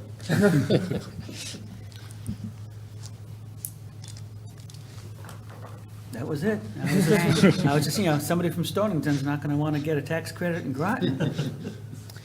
I just want to I just had a thought, so if we get $80,000 annually, that equates, if you're times 5 cents, that's 1.6 million bottles. And my thought is, even if they brought them from other towns, if they brought them from southeastern Connecticut and they said, ooh, Groton's buying back nip bottles, and we actually exhausted our full $80,000 in a year, my thought would be to the surrounding communities, this is a positive way to get the litter off the ground. And it's basically a couple days a year, you have to do a buyback program, and they'll just bring them all to you, and you don't have to worry about how to get out there and clean them up yourself. People will bring them in. And I think if it was that successful, other towns would probably follow, because the programs I'm hearing from other towns don't seem to be anything that I can point to say that's really successful, we should follow their lead. I haven't heard of anything.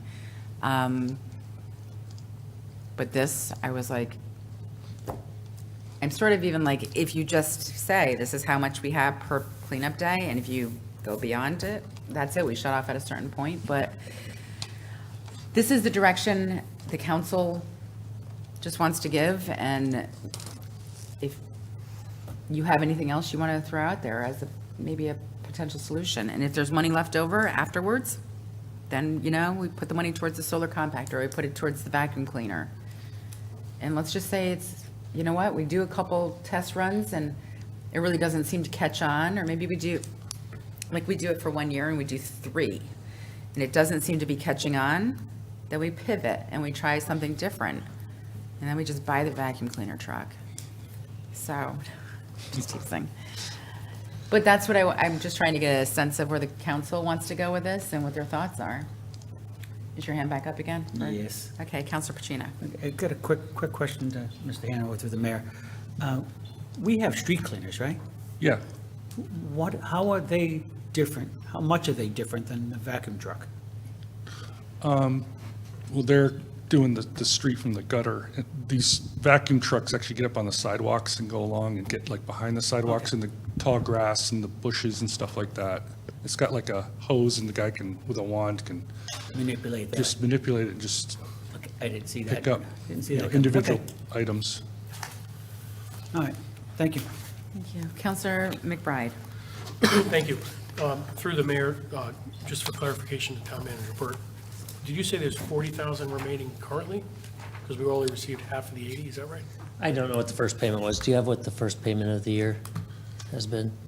We committed in the last fall, though, to spend, or sometime mid-last year to all the 23 hours. 46,000. Yeah, and that's what we got last year for the first payment, too. So that's what we have available to move forward with now. Right until the now, second we'll payment. probably get a similar thing in the late fall, early winter.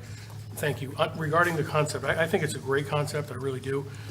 My only questions or comments would be, I think there's a lot more planning that needs to be involved, a lot more details in terms of working out an implementation plan. I would suggest maybe discussions with other municipalities or even SCARA to see if we could do a regionalized approach somehow, but I do think it's a great idea. I just think it's a lot for us to take on, especially if your calculations, you said the 80,000 would be 1.6 million Bottles, of yeah. nips, Yeah. which you said we sold 2 million in all of Groton, so Over 3 million. over 3 million, so. In 2 years, so. Oh, 2 years, so we would only take, would only cover half of the bottles we sell in Groton, that 80,000. But I do think it's a great plan, I just think it needs more work.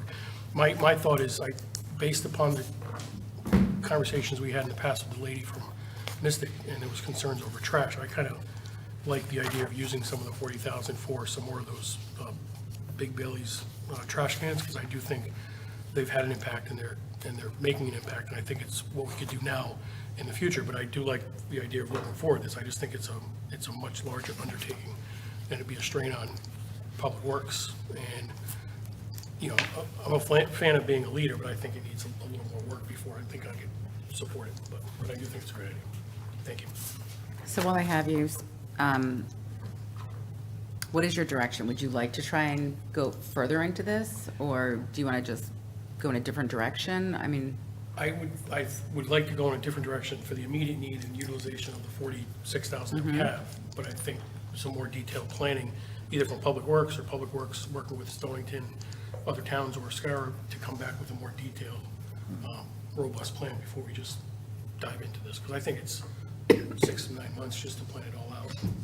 And I think it's more of a regional plan, I think, than just the town. But I'm in favor of moving forward, just not implementation at this point until we have more detail. Okay, Makes sense. thank you. Counselor Bordelon? Thank you. Like I stated, my idea for having these solar trash compactors was to reduce the waste and encourage use. Because some of the other ones, this person who grew up, down on High Street in Mystic, they used to be overflowing, and, we've grown, and as we expanded, we need to support that. And so it makes sense to me to use these funds responsibly now to support increasing the infrastructure of these trash compactors while we have the cash readily available. So I concur with Councilor McBride to an extent, and I don't know, I'm not quoting him exactly, I'm speaking for myself, is that I do think that we should roll out more robust on getting those in place first and then looking where we need to go. In the meantime, I think the research and what we need to do can just be going, it doesn't have to be this or that, it can be in conjunction. So in conjunction, we're using the money to further support the infrastructure of having the readily available trash cans, meanwhile finding ways to move towards collection and collaboration with the surrounding towns. My hope is as we put these out more readily, hopefully we'll have a decrease. As it is now, I mean, a lot of places, I was out walking not that long ago and couldn't find a trash can for a while, or one was topped over and full, so I brought my trash, threw it in the back of my car. Those types of things. I mean, it would be great to see these implemented at Eastern Point and Paquonic Plains Park, high traffic areas, throughout our community with time. Definitely Mystic is a high need because it's, but I hope to see more of this, out in front of the town hall, like areas where people are walking and passing through, one down by the boardwalk, the gazebo, I forget the name of that thing, over by the barn. It'd be nice to, I've seen a ton of nip bottles thrown into that waterway there, walking down that boardwalk there. So I think let's grow our infrastructure, let's simultaneously seek what we can do, let's have more discussion, and definitely allocate some of these funds. There could be a way where we say 50,000, once we get there, is only gonna be allocated for infrastructure for, improvements for our town, and 30, once we hit that cap, on recycling, we stop. We'll just see how it goes. But I think we don't stop the research, but we don't stop implementing, improving. We have a great opportunity with the money in hand to get ahead, and I don't want to lose that momentum. So I think it can happen simultaneously and have Mr. Hanover report back as he gets more information. So, and see what we get from surrounding towns and SCARA and everybody else, and go from there and really hear a plan of how Mr. Hanover and the town manager feel this would be implemented. I haven't heard, we don't know yet. So once we hear that, they might say, wow, this is more than we thought. We might not be ready. There might be some other stuff we need to have that we need to purchase to be able to implement this as well. So that's it. Thank you. Thank you. Yeah, this was really a 50,000-foot look at, in half an hour, okay, what do we need to do here? We haven't gone into any of the details, and, I like the idea of doing some kind of regionalization, and we may even reach out to the state, because they may be interested in what we're doing as a pilot program, to encourage other towns to look at what we end up doing. And as far as Big Bellies and other places, the solar compactors, I know Parks and Rec has money, and I don't know where Director Barry's putting them, but I'm sure Paquonic Plains is one of those areas. So that there will be some more of those coming out.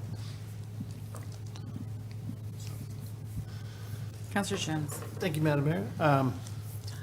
When you talked about, because these things are not recyclable and we have to take them to wherever it is we take our trash, is there an added cost for disposal of whatever nips that we would collect in a buyback? Yeah, Would you're we- paying per ton for the disposal. So we would have to pay, Yeah. however many Yeah. came back, we'd have to pay for that. So that cost needs to be figured out also. Yeah, Okay. yeah. I mean, we wanted to see if the council is interested in, pursuing this idea, and if so, then we can start diving into some of the logistics and the details. And I and come think back. I kind of favor, a couple more of these Big Bellies, and then the rest of it to look at doing a pilot program and doing some more research and try to develop something. It's an interesting idea, and I think it should be pursued, and I think we can add some more of the trash compactors, and we can do this at the same time. So I think there's plenty, and these are test programs anyway, so we wouldn't be going through $80,000. We would be, I don't know what we would go through, but I'm sure it wouldn't go there. So I think we could handle both of them, and we'd learn a lot, and it'd be very interesting to see where it goes. So that's combo, kind of like Councilor McBride. Thank you. Councillor Rusk. Thank you, Madam Mayor. Couple questions. One, I'm in favor of moving forward with getting more information on this. I would like to see more big belly solar compactors in other areas of town. I don't think downtown Mystic is the only area that has a nip problem or a trash problem. So I'd like to see them spread out more. Also, do we have nets at all on our MS4 system to keep trash in general from going into our waterways? I'm sorry, what was the? Do we have any sort of netting Oh, on our netting, MS4 yes. system? Yeah, we are still, it's looking at the, like, collecting systems, if you will, for like catch basin tops, so that, everything that floats into the storm drain, gets caught right away. We just haven't found something that's really going to work for us yet, but we're still looking at them. I would also support some of that money being used for that, because I know if they're in the roadway, they're going into the MS4. But- Can I just jump in real quick? Yes, absolutely. We have put some money towards that as well, and you have money. Yeah, we do have some money set aside for that. We just haven't spent any of it yet. Okay, thank you for the update. Yeah, I just wanted to give you the history on it. No, I appreciate that. I am newer on the council, so I appreciate that information. And other than that, I like moving forward with at least discovering more information. Okay. Thank you. All right, so I'm going to sort of go around and see if anybody else. Councilor Merritt, are you in favor of going further on a pilot program for a buyback as well as the trash compactors? In favor of that. Okay. Councilor Pacino? I'm in favor of that. Okay. Councilor Gieske? Yes. Councilor Parker? Yes. All right, so Okay. guess we're going to work further on that and Yep. talk more about some big belly trash compactors. Thank you for coming this evening. All right, thank you. All right, so up next is 2024-598, the Ambulance Services Funding Formula Referral. This is on page 99. There is no motion for this. So I'm bringing forward a referral that I would like to see if the council supports, and if they would like to add anything to the direction, if this goes forward, what type of direction potentially the safety committee can look into in regards to potentially having a formula for the ambulances. So it says the town council provides funds routinely to the Groton Ambulance and Mystic River Ambulance through an annual budget process. The town council will discuss whether to make a referral to the town's public safety committee to discuss a standardized way to help guide funding decisions for the ambulance services. I had told the presidents of both the Mystic and the Groton Ambulance that I was bringing forward this referral and asked them, this was a couple months back, to ask them to start thinking about a way that would potentially come up with a formula that would be fair for both of them, so that it would be in conjunction with actual data on how do we fund them, because I think from my viewpoint of when we look at the budget, there are things that go into these, like Mystic, their amount of calls are vary greatly from what like Groton sees, the amount of calls they see. There's also a difference in, I guess, the Medicaid call variances between the two. There might be a difference. And so I asked them to sort of work on this, and I wondered if any other counselors would be in favor of this going to the safety committee, and if you had any correction you'd like to add to it. Counselor Gieske. Thank you, Madam Mayor. When I first saw this in reviewing my council packet for this evening, it reminded me of similar to what we did with the pilot money for the fire districts.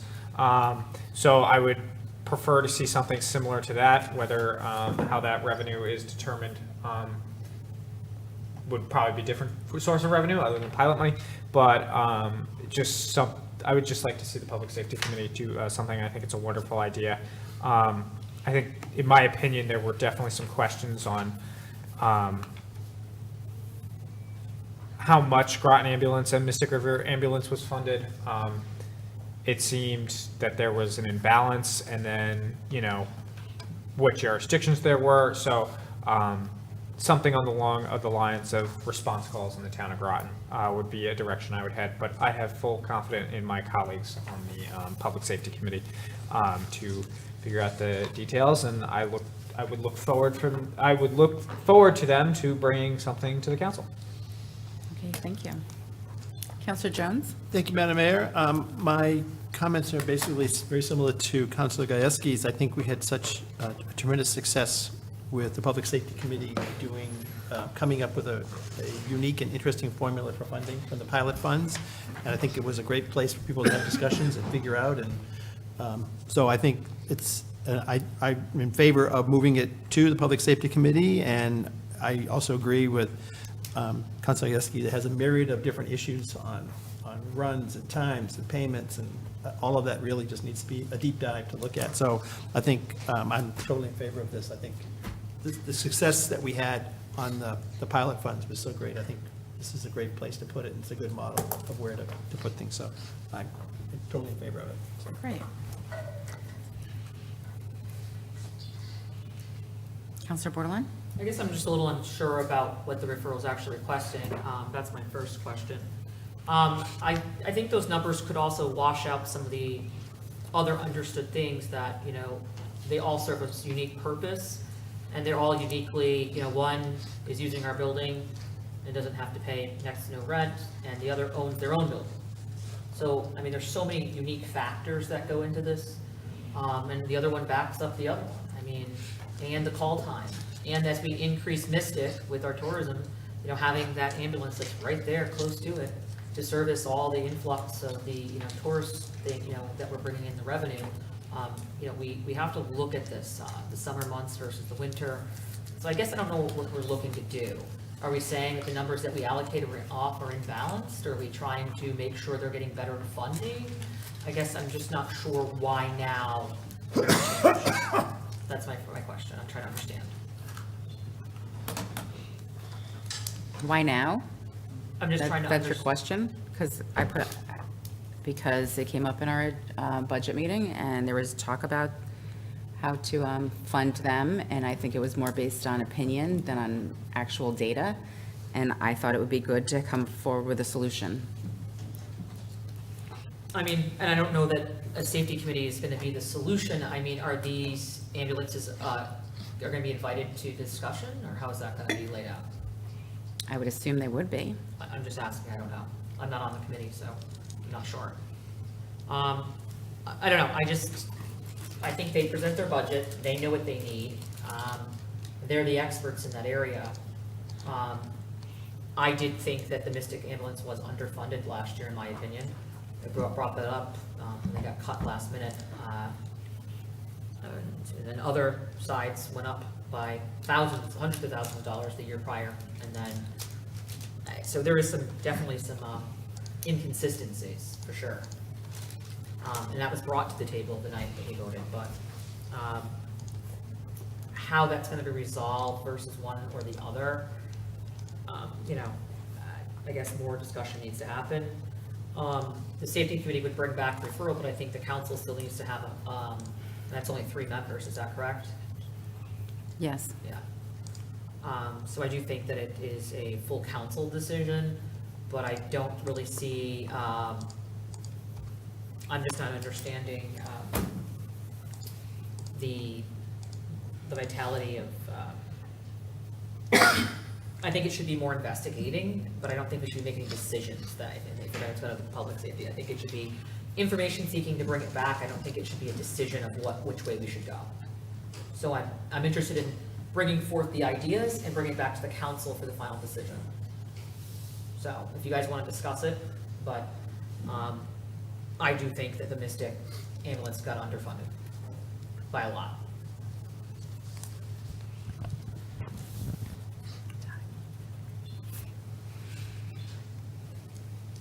You're all set? Counselor Merritt? I don't see where we should have any more discussion on this other than to refer it to the Public Safety Committee, and they can talk to the respective groups and come back with some information that we can speak about. That's what we have the committee for, so it doesn't tie up our time here either. And then we have to go back to the committee and come back forth with more information.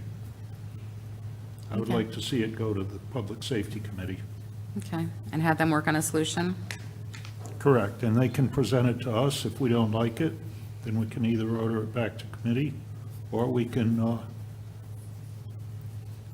I say this carefully, we can discuss this on the floor, what their decision is, but it is time-consuming, and it's not a no-brainer question.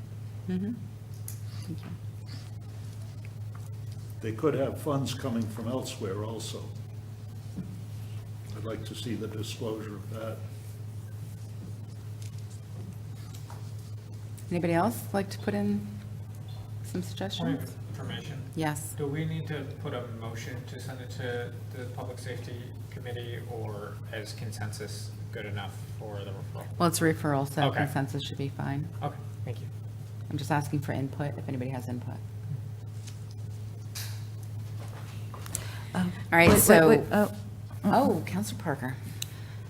So since this technically came from the mayor, Madam Mayor, question is, when did you expect this to be done? Is this going to be part of next year's budget process? Because it would have to be done in a timely manner, and there's a deadline.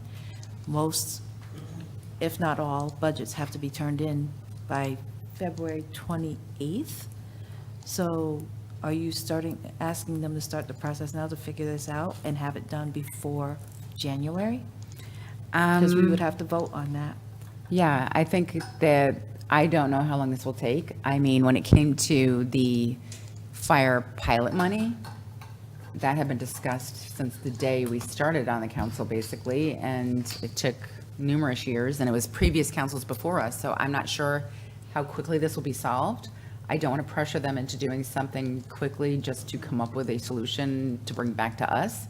I want them to go at their pace, and if it does take longer than January, then maybe it goes to the following budget year, you know? I would like them to just take the time that they need. Maybe it is something quick, maybe it's something that's going to be longer and more time-consuming. Having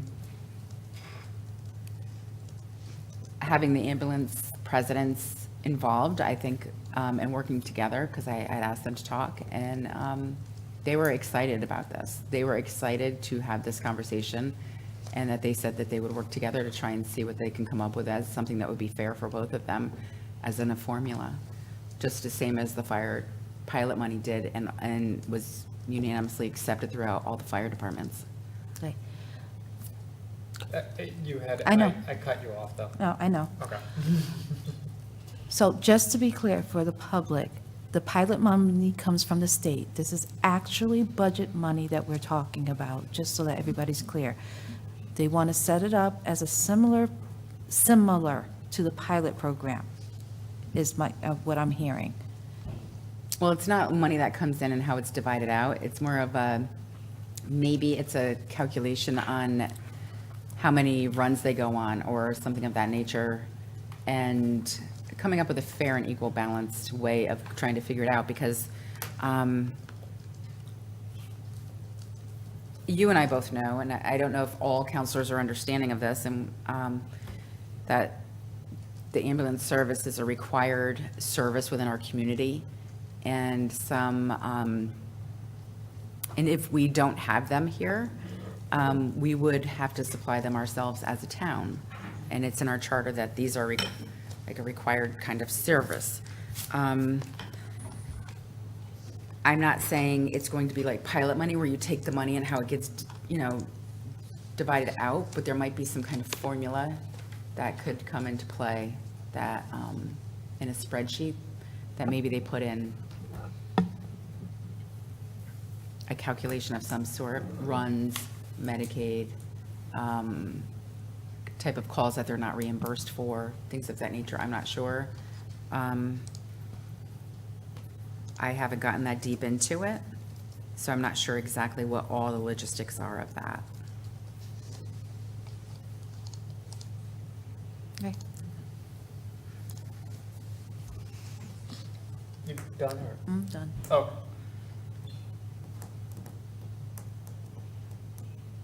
Anybody else have any comments?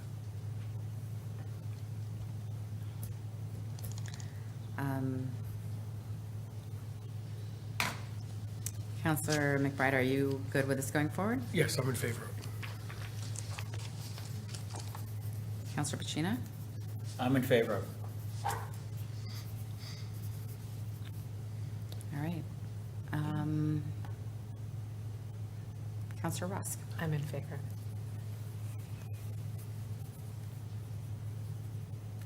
Counselor Parker? Okay. Okay. Thank you. Counselor Rusk, as the chair of the safety committee, do you think you have some kind of direction? Yes, thank Right. you. And if you are in need of who to contact with the ambulance services, I'm sure Counselor, Town Manager Burt has information that will assist you. Point of clarification, Counselor Parker? That's what she was first. I don't know why all counselors weren't asked, I'm just confused. You already answered. I have yours written down. What was my answer? You want them to bring back ideas to the council. I mean, we were just brainstorming, I don't know, that just was kind of not our usual way of doing things. Usually we vote all in favor of moving it, yay or nay, so. It's not a vote, though. We're not voting. It's a So it's referral. consensus? So, It's a yeah, I referral. wasn't- I don't, I just didn't hear, didn't know what you captured as my thoughts, is all. I wrote down that you would like the committee to work on ideas and bring them back to the council Okay, I think. and not make decisions. So That's just, what you said. just a quick clarifying question. It would be a little bit cleaner for me in understanding if you think you captured my thought, can you just repeat, Council Bordelon said this? Okay, Counselor Borderline, where do you stand on that? I think it should go forward and we'll see what comes out of it. But I, just in past, we went down the line. I don't know why we're not doing that now. I'm just Thank you. confused. Thank you. Counselor Parker? I'm sorry, I don't believe you asked Council Gieske. I stated it in my. Counselor Okay, I Gieske just also want to make wrote. sure that we're all He wrote clear. yes and work on a solution, and I have Counselor Jones as yes, work on a solution. I have Counselor Merritt saying yes, work on a solution. All right, so let's move on. Let's take a break, please. It's 8:30. I'd like to take a break myself. And it is 8:38, and let's take about a 10-minute break or so.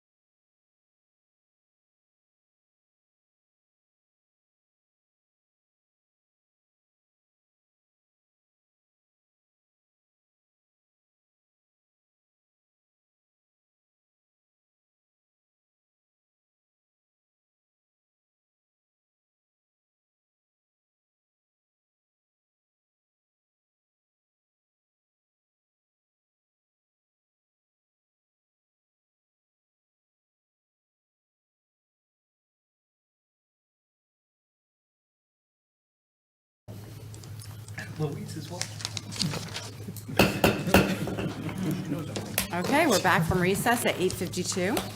Up next on our agenda is 2024-597, Outside Agencies, Organizations, and Annual Budget. This is on page 100. This is to have a discussion on potentially breaking apart some of the items in the health and service agencies in their cost center and potentially putting them into other cost centers. There are some items that I believe that may be items that belong in a different cost center.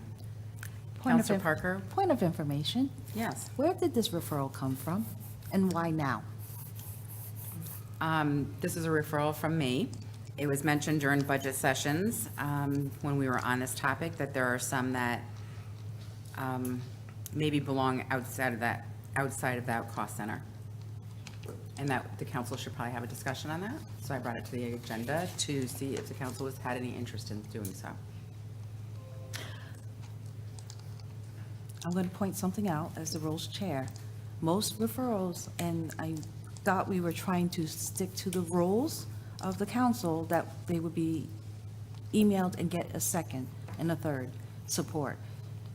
So I'm just questioning the process. If we're going to do the process like we said we were going to do, that you mentioned a few weeks ago about everything. So can we stick to the process? Understood. I think as it has been customary in past two mayors, they have brought things to the agenda, and as it's in the charter that the town manager and the mayor set the agenda, and I can bring things right to the agenda. Madam Mayor, we just had a discussion a few weeks ago that you said you were going to follow the town council rules, right? I think that's a large question that, yes, I think I do follow the rules. All right, I'll take my turn after.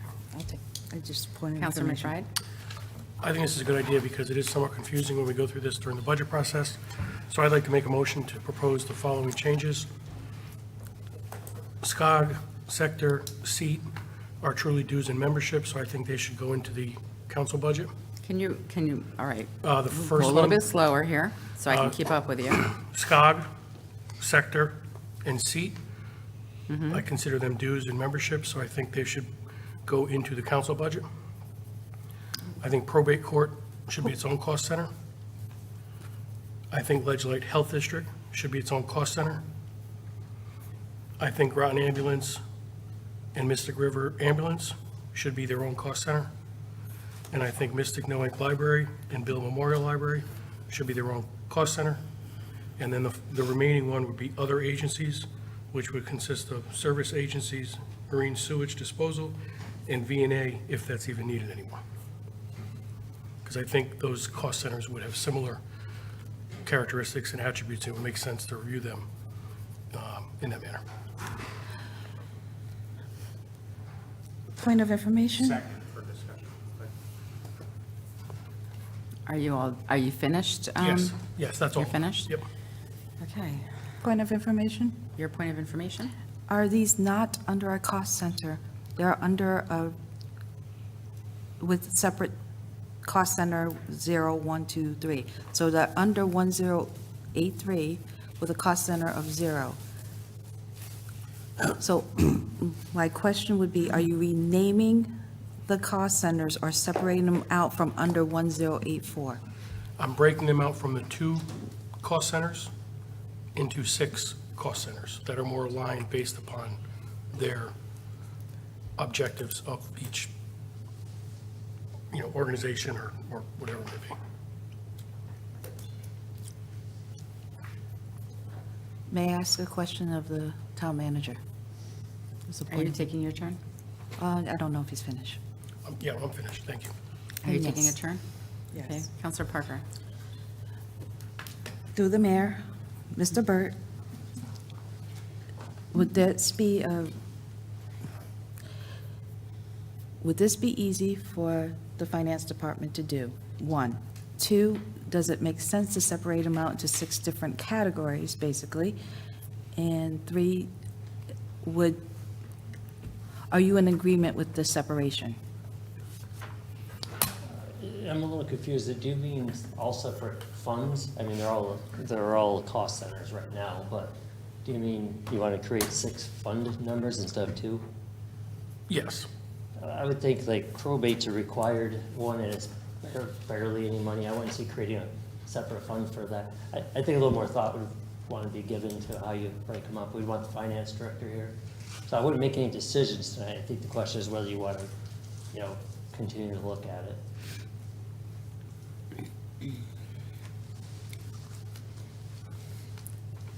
And so I'm going to put a motion on the floor to postpone this discussion. So let me check the date. Until July 23rd, so that we can have time with the finance director and have a meeting with her. I second.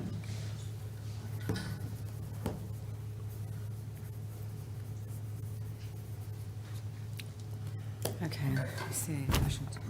I have a motion by Parker, seconded by Bordelon. I'm just checking to see if it is 23rd. postpone discussion for a certain time.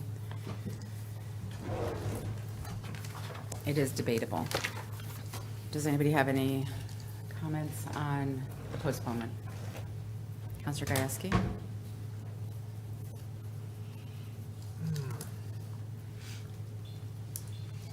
Thank you, Madam Mayor. I'm fine with having postponement. I think it'd be nice to have the finance director's input on this, and I don't want to do something that, may be difficult for her to implement. And also it gives us more time to think about Councilor McBride's option that he has on the floor and maybe come up with new options. So I'm totally fine with postponing it until July 23rd. Thank you. Counselor Pacino? All right, thank you, Madam Mayor. This also gives the finance director a little heads up, and she can come up with some ideas on her own to bring to the council. That's it for me. Counselor Bordelon? So my question is, what would happen to like New London Homeless and Hospitality? Where would those fall under this? Or is that not even being discussed? I just want to make sure. That is in Cost Center 5 under 1084, Service Agencies. So they'd all fall under there, all the remaining ones? They are currently there now. Cost center, which one did you say? It's under 1084, Cost Center 5. Okay, so they would all just remain in that. I guess to me, I'm a little confused because the process myself, I do think agenda items should be Point of vetted order. as a whole. Point of order? We are discussing outside agencies, organization, and annual budget. We are not discussing the process of how it got here. Correct. Thank you. I think I can talk about an agenda item. Actually, what's on, the motion on the floor is to postpone to July 23rd. So again, my reason, there's already been seconded. My reason for postponing is I didn't even know this agenda item was coming. It never came through our council email. So that's why I'm in support of postponing it. Speaking about that postponement, that is why, normally, no matter who puts an agenda item in, it takes 2 votes. So that's my reason for postponing is I don't feel I've had the time to properly vet this or, get the input from other counselors. I can respect that it's, comes from the mayor, but I think the mayor has some extra privileges, but I do think it should follow the same process as counselors. So I am concerned about how things are making to the agenda. When other folks can't even get 2 seconds to get anything on. Point of order. Again, this has been stated that you're discussing the postponement to July 23rd, not how this got here. You've already ruled on it. I concur. I believe in saying why I'm postponing because I didn't get the proper information is a reason for postponement, is that not? I'm just looking for clarifying. I think I mean, you because we're gonna get can, that strict with them, let's get down to brass taxes then. Because there's a lot of people who don't stick to, so. Point of saying- order. in the charter, it states the mayor can set the agenda. I have set the agenda, and it is also, I asked John Burt if I should put out the email, and he said, you can just put it on the agenda. There have been previous mayors who have done the exact same thing. This is not new. Previous mayors have done the exact same thing. If it is an issue because I did it, that's a different story. Well, that's implying intent. I wasn't the only counselor who stated that, so you're intending. Again, it's something just doesn't add up here, so I don't understand what's going on. To me, it seems like the whole agenda is just whatever, I don't understand. I thought we had a process. So I'm confused, is all.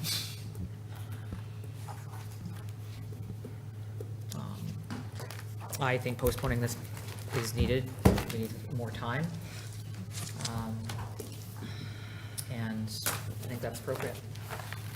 My other question is, where did this idea come from? Why now these outside agencies? What was the mindset of your referral? So I can understand better. I think it's, there are items that are put together that are, some are, how should I say,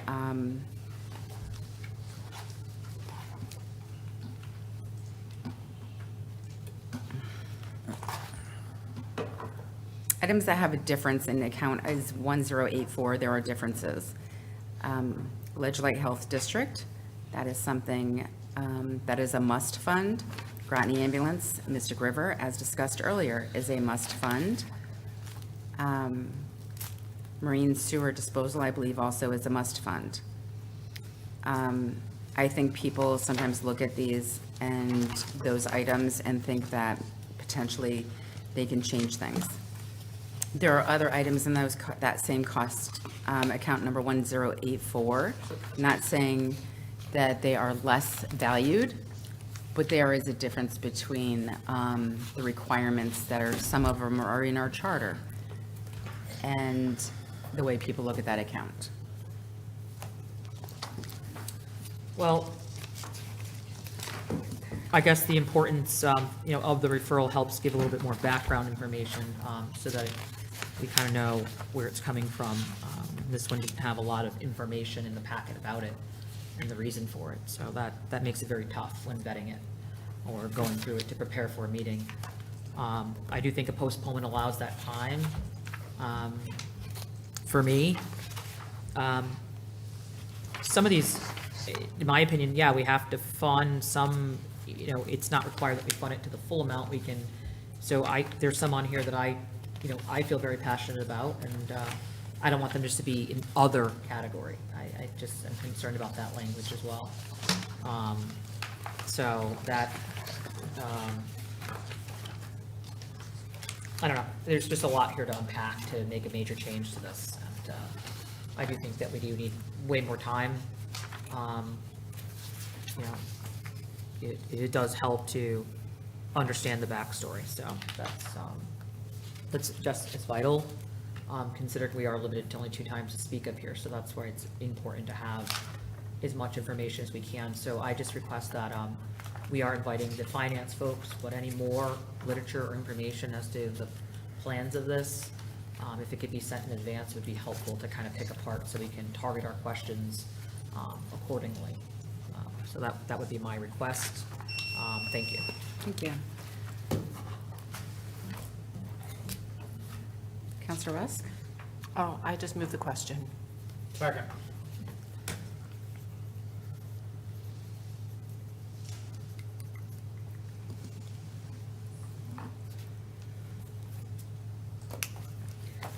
All right, move the question by Rusk, seconded by Gajewski.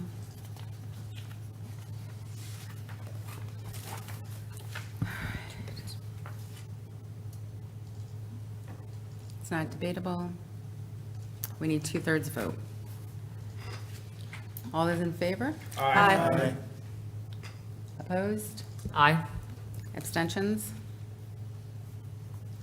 All right, that passes 8 to 1 to 0. The motion on the floor is to postpone to July 23rd. All those in favor? Aye. Opposed? Abstentions? That passes 9 to 0 to 0. Point of clarification.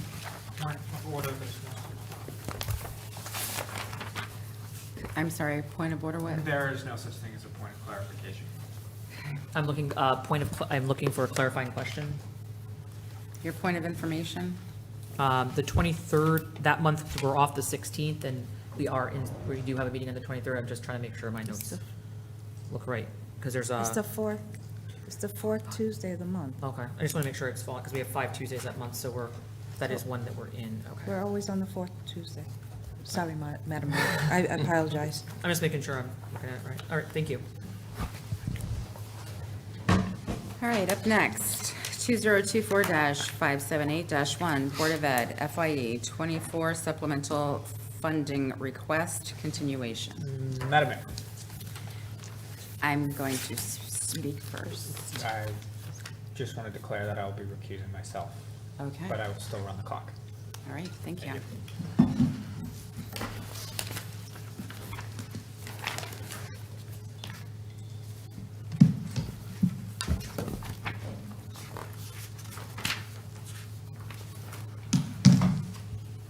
This is on page 103. There is no motion to be made.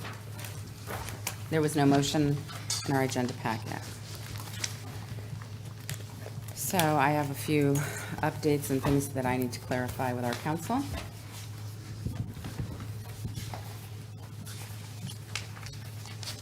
And just give me a moment, please.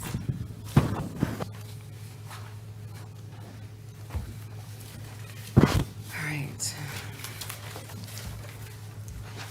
All right, so as we're aware, the Board of Ed voted on July 6th to request $1,399,824 in special appropriations from the town of Groton. The funds would be used to offset the 2024 remaining expenses and help restore the healthcare corridor and the health reserve. The superintendent and board chair had been invited to this meeting. Up until this weekend, I was assured that the superintendent would be in attendance. I then received a call from the chair of Board of Ed requesting we remove the school's supplemental request item from our agenda, the one that's on our agenda this evening. I was told the chair and Board of Ed had received advice from their attorneys about answering questions in person, and that their attorneys would be drafting an attorney opinion regarding how Groton handles impact aid versus federal guidelines. I had responded that I would not remove the agenda item, and once the Board of Ed chair received his board's approval for the superintendent and Board of Ed chair not to attend this evening, I would read the appropriate email that was going to be coming yesterday, on Monday, from the Board of Ed chair.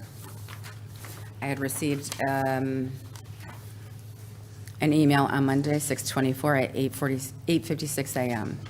Dear Mayor Franco and members of the Groton Town Council, I respectfully request that you postpone the agenda item for the supplemental appropriation until our interim business manager can fully calculate any deficit, so that you have complete and accurate information on what to base your decision. If we approach year end, he is still verifying encumbrances and working with the town concerning certain revenues. In the meantime, we will respond to the budget questions you asked as soon as we have fully researched the answers. Thank you. Jay Whitelock, Chair of the Board of Ed. Then received another email on Tuesday, 6/25 at 10:32 a.m. Dear Mayor Franco and members of the Groton Town Council, previously I respectfully asked that you postpone the agenda item for the supplemental appropriation until our interim business manager can fully calculate any deficit, so that we have complete and accurate information on which to base your decision. We do not request to meet tonight. As we approach year end, he is still verifying encumbrances and working with the town concerning certain revenues. In the meantime, we will respond to the budget questions you asked as soon as we have fully researched the answers. If you decide to proceed with the discussion tonight, I designate Board Member Ian Thomas to speak. Since we are all elected officials, our board attorney believes it is reasonable for any future meetings to be joint meetings. Thank you, Jay. Then we received another email this evening at 5:30 PM to the members of the Groton Board of Education, and this is from Jay Whiteloff, and it is actually, all the counselors are on here. I have advised Jay Whiteloff, Chairman of the Board of Education, that neither you nor the superintendent are under any legal obligation to attend the town council meeting next week, particularly given the tenor of recent meetings. In an effort to avoid gotcha moments, being subjected to personal attacks, and in light of concerns by some of being subjected to a hostile environment, and to ensure the most accurate information is provided, I believe it is best that any responses you choose to provide the town councilors be in writing, after appropriate research is performed. I would reiterate, you are under no obligation to answer many of the questions I have seen proposed recently. Transparency is one thing, questions designated to make political points is another. You have met your statutory responsibility under Connecticut Statute 10-222 to advise the council of a pending deficit in the current fiscal year. While not legally obligated, it is reasonable for them to request information about the amount of the deficit and for you to provide the same. There is no legal obligation to respond to questions not related directly to the deficit and request for supplemental. Any questions related to the deficit should be communicated in writing. You are under no obligation to answer questions unrelated to the 2023 to 2024 operating budget. In addition, I have been asked by the board to review how federal impact aid has been used over the years in Groton and to provide a legal opinion which may have ramifications over how you proceed in the future. After conferring with the relevant federal offices, I will make my opinion public. This was from Jay Whiteloff, and I would assume this is a letter from their town attorney. I would like to bring forward some information brought to my attention that I have concerns about in relation to state statute, as well as the Groton Charter, in relation to the Board of Ed going into a negative balance in approximately 75% of their accounts. Per state statute 10-222, and this is only my take on the statute, as I am not an attorney. It states that the Board of Ed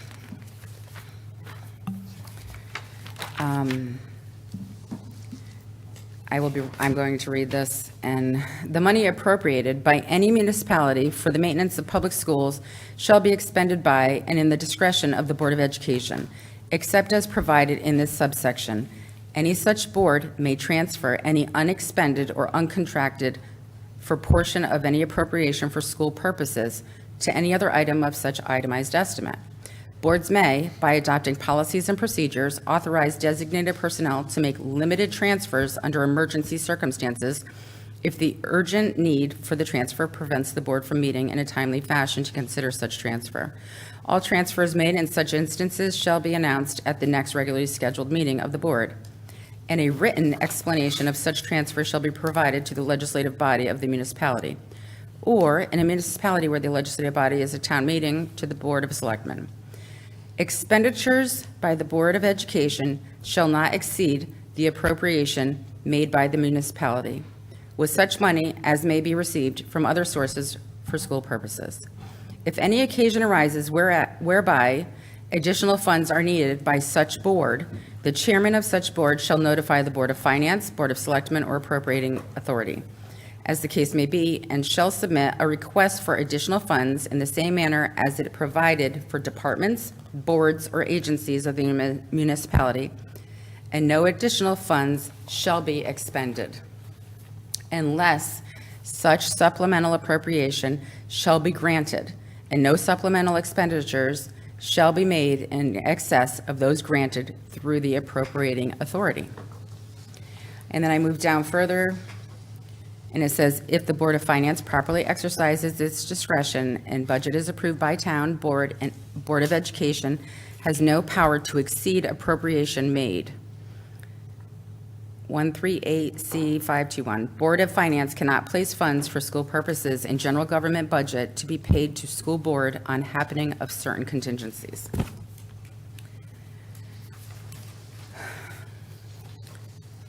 Per the Groton Town Charter, Section 9.10.4, council approval before exceeding budgetary item.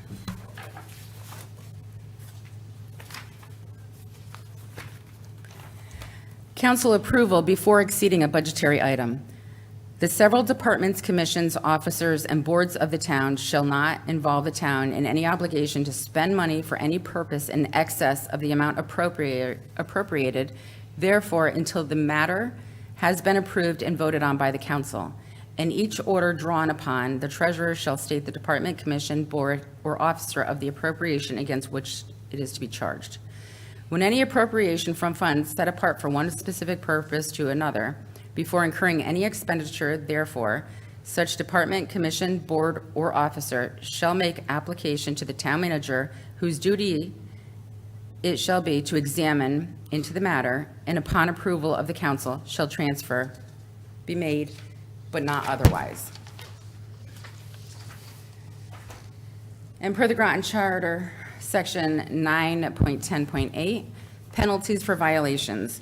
Every payment made in violation of the provision of the charter shall be deemed illegal, and every official authorizing or making such payment or taking part therein, and every person receiving such payment or any part thereof shall be jointly and severely liable to the town for the full amount so paid or received. If any officer or employee of the town or Board of Ed shall knowingly incur any obligation or shall authorize or make any expenditure in violation of the provisions of the charter or take any part therein, such action shall be cause for his or her removal. Point of information? Per the Groton Public Schools FY24 budget summary review provided to the town council from the Board of Ed, I have concerns regarding numerous obligations made on the summary review spreadsheet, which shows numerous negative accounts and obligations, which puts the 2024 school budget obligation balance already in the negative. With all that being said, I do not want to take action on this request tonight for funding. With the town council's approval, I would like to request that the town manager request an interpretation from the town attorneys, note the powers of the council regarding the matter before us, liability of elected officials and staff members in relation to overspending of budget funds, and any pertinent information that would assist the council in this matter. And that is my opening statement. Point of information? Your point of information. Just quickly want to make sure that statement came from you. Just want to make sure I understood. Yes, I stated so in my comments. With no disrespect, I'm making sure I heard that correctly. That's why I asked. Thank you. Madam Mayor, point of information? Your point of information. Was your last line a motion, or? It is something that I would like our council Okay. to do, and if I could make it a motion, if we so choose to do so. And I have it in writing.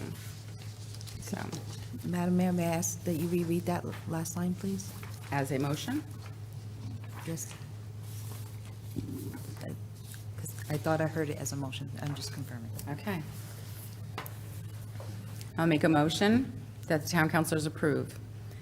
I'd like to request the town manager request an interpretation of from the town attorneys, note the powers of the council regarding the matter before us, liability of elected officials and staff members in relation to overspending of budget funds, and any pertinent information that would assist the council in this manner, I so move. Second, Jones.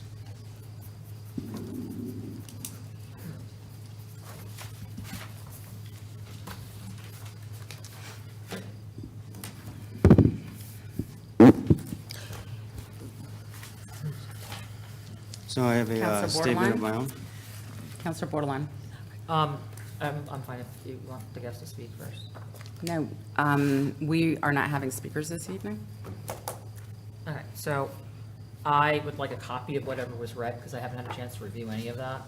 So I don't know what I'm agreeing upon tonight for a motion. I think there needs to be more discussion, deliberation on that.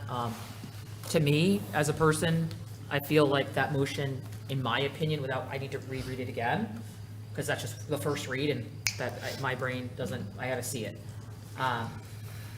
I hear some intent in there, that there's some wrong handling of the money and possible penalties for that.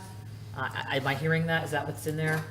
No, Oh, okay. So what does it mean? Can you go back? I said I had concerns. No, in the back it said if there should be, I read from the charter. I guess what I'm I trying don't to think say. the charter has intent. Right, but it's, my opinion is when you pull a subject and you relate it to something, you're using that as the reference tool to it, which could imply intent, and that's why I'm just making There sure. is no intent being implied, other than I have concerns, and I am absolutely allowed to have concerns. May I finish?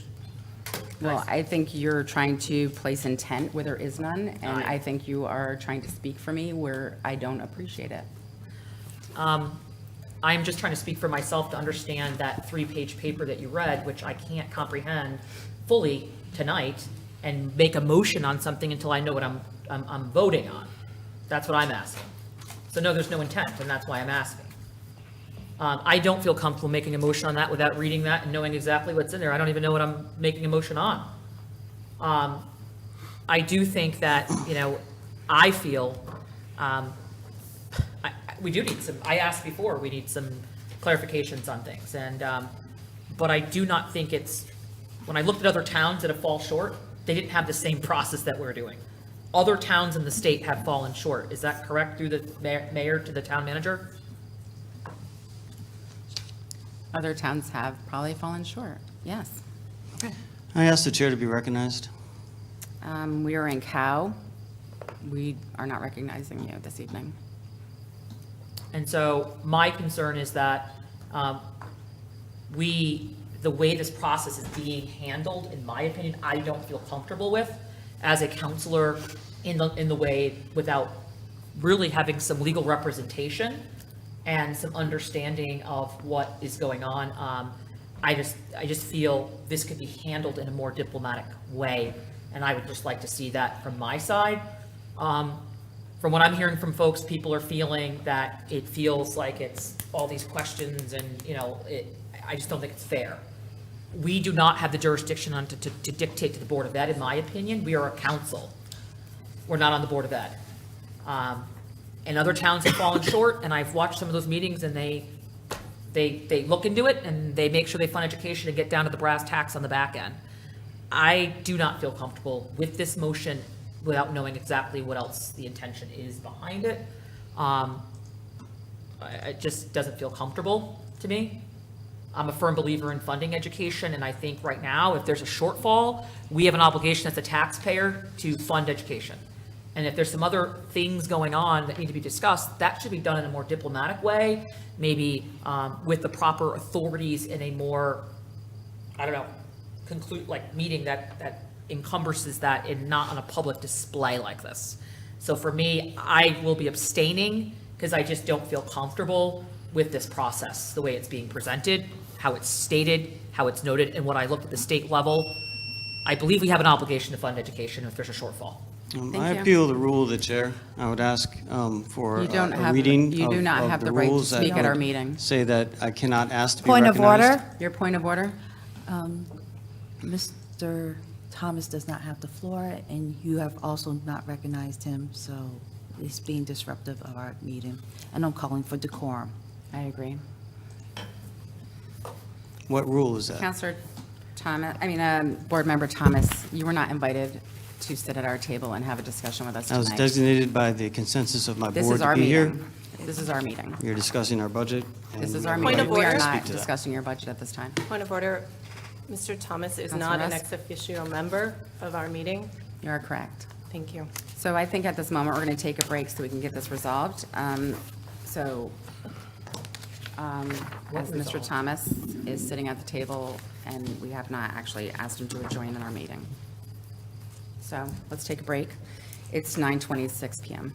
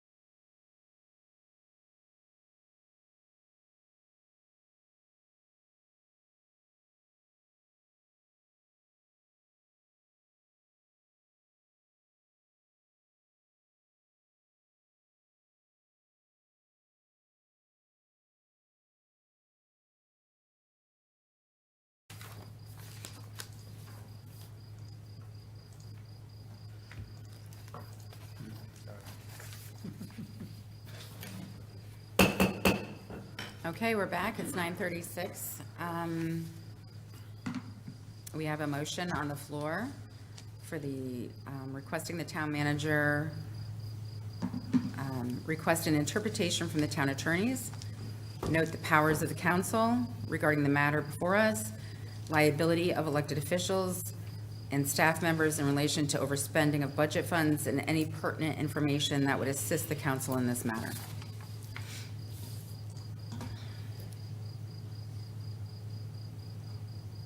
Seeing no hands, I'm going to call for a vote. All those in favor? Aye. Opposed? Abstentions? I'm abstaining.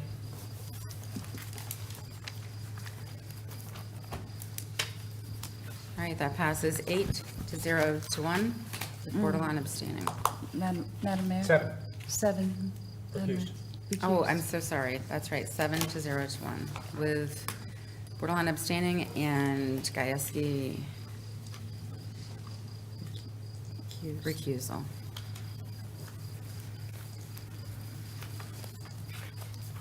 All right, up next is 2024-605 FOIA Commission Order Executive Session.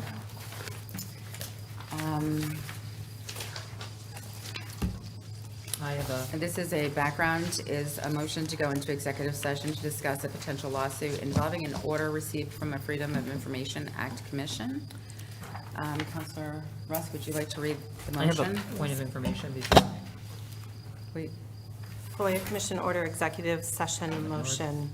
I move that members of the Town Council Committee of the Whole, Town Manager John Burt, Planning Director John Reiner, Town Attorney Christy Kelly, and Attorney Rich Cody go into executive session pursuant to General Statutes, Section 1-206B, for the purpose of discussing strategy and negotiations related to pending claims involving a ruling by the Freedom of Information Act Commission for FIC number 2023-0248, Sutter et al. v. Town of Groton et al. I so move. I have a Second. point of information. moved by Rusk, seconded by, I couldn't hear. Pacino. Chino, your point of information. Should we give a little bit more backstory, because the FOIs that was settled is all public information, it's all readable online, so there's no violation there, so shouldn't we just state such FOI? I don't understand. The town manager also sent an email today with it on there. Can we read that to the town manager? Read that out loud? That was sent to us regarding, I mean, that information that we received is in our email. So that would be back information. I'd rather have the town attorneys cover any, I'm sorry, I couldn't hear you. I'd rather have the town attorney or one of the attorneys cover any intro they think is necessary. I'm sorry, what did he say? We would like the town attorneys to speak with us regarding any of this matter. But everyone knows exactly what FOI case was settled, that's not public. That's an opinion, and you have a point of information, which is a very simple question. But it was stated that that's the FOI thing in conjunction here. It says, it's stated it right on there, what it is. So it's the one that we lost. Point of information, or point of order. This is inappropriate. This is going into executive session. This is a discussion that should be had in executive session. Madam Mayor, could you please rule on that? I agree. Thank Thank you. you. I think the motion has been read. I just want to make sure The town has written up the motion. I didn't think there was any other legal action. We lost an FOI request that, it's all public knowledge, all the documents were sent to us. It's public information. We lost, and we were found wrong. Madam Mayor, I believe you've ruled on this already, and I have. Counselor Bordelon is So I out just of don't know. order. You're out of order. Well, Counselor I Bordelon, just you think don't we have the should talk floor. about that. We should read what You happened. are out of order. No, You I do not just- have the floor. I disagree. I think there should be You more are out of information. order. Okay. Move the question. Yeah, let's go to Second. executive session. I think it's ridiculous that we're not. I'm going to take a break now because you are out of order, and we're taking a Perfect. break because you are Perfect. out of order, and we cannot do our business because you will not come into compliance. I just think we need to read. We are in recess at exactly 9:41. What happened with the Again. FOI request, which we're refusing to do on the record.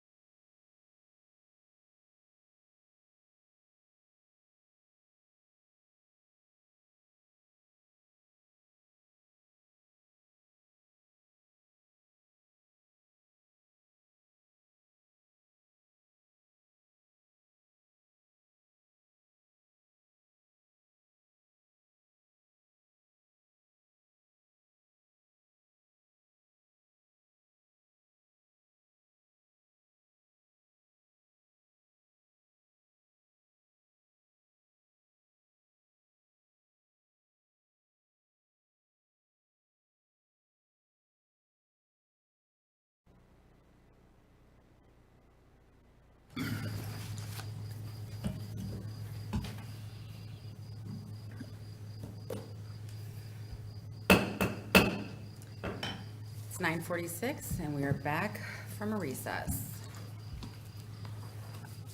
So the motion is on the floor to go into executive session.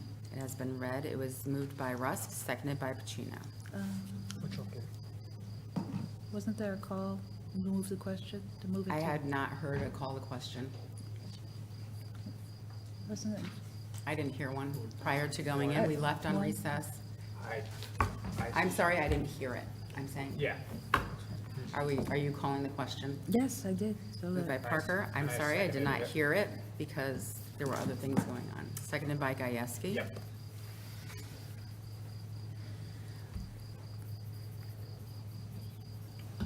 We have a motion to call the question. It's not, I need 2/3, is that correct? Two-thirds, not debatable. Not debatable. 2/3 and not debatable. All right, all those in favor? Opposed? Aye. Abstentions. That goes in favor 8-1-0 with borderline opposed. The question on the floor is to move into executive session as was read by Counselor Rusk, seconded by Pacino. All those in favor? Aye. Opposed? Aye. Abstentions. It is 8-1-0, borderline opposes. We are now going into executive session at 9:47. Sit down. We can sit down there if you'd like.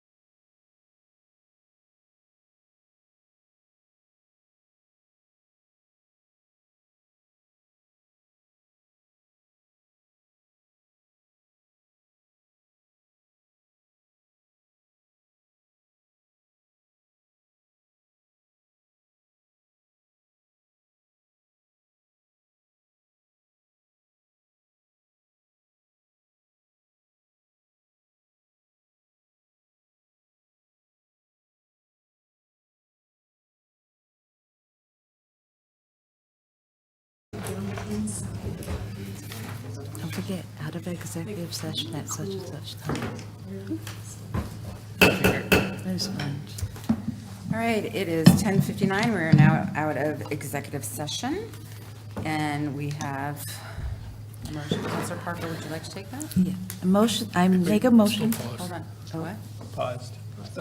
Recording paused? It's live, but I'll hit, I'm pausing this part. Okay, It's still. Recording in progress. repeat what you just said. At 10:59. It was 11, it's 10:59. We were back from executive session. Counselor Parker, do you have the motion? I do. I make a motion to authorize the town attorney to appeal the final decision of the FOIC, the final decision of the FOIC rendered in FIC 2023-0248 to the Connecticut Superior Court. I so move. Second, Kowski. Okay. Moved by Parker, seconded by Gajewski.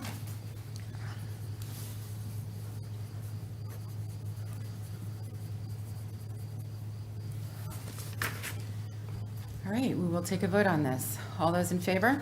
Aye. Opposed? Aye. Abstentions? All right, that passes 8-1-0 with Bordelon opposed. Motion, second. Moved by Gajewski. Seconded by Parker. All those in favor? Aye. Opposed? Abstentions? That passes 9-0. Thank you. Recording stopped. Good night.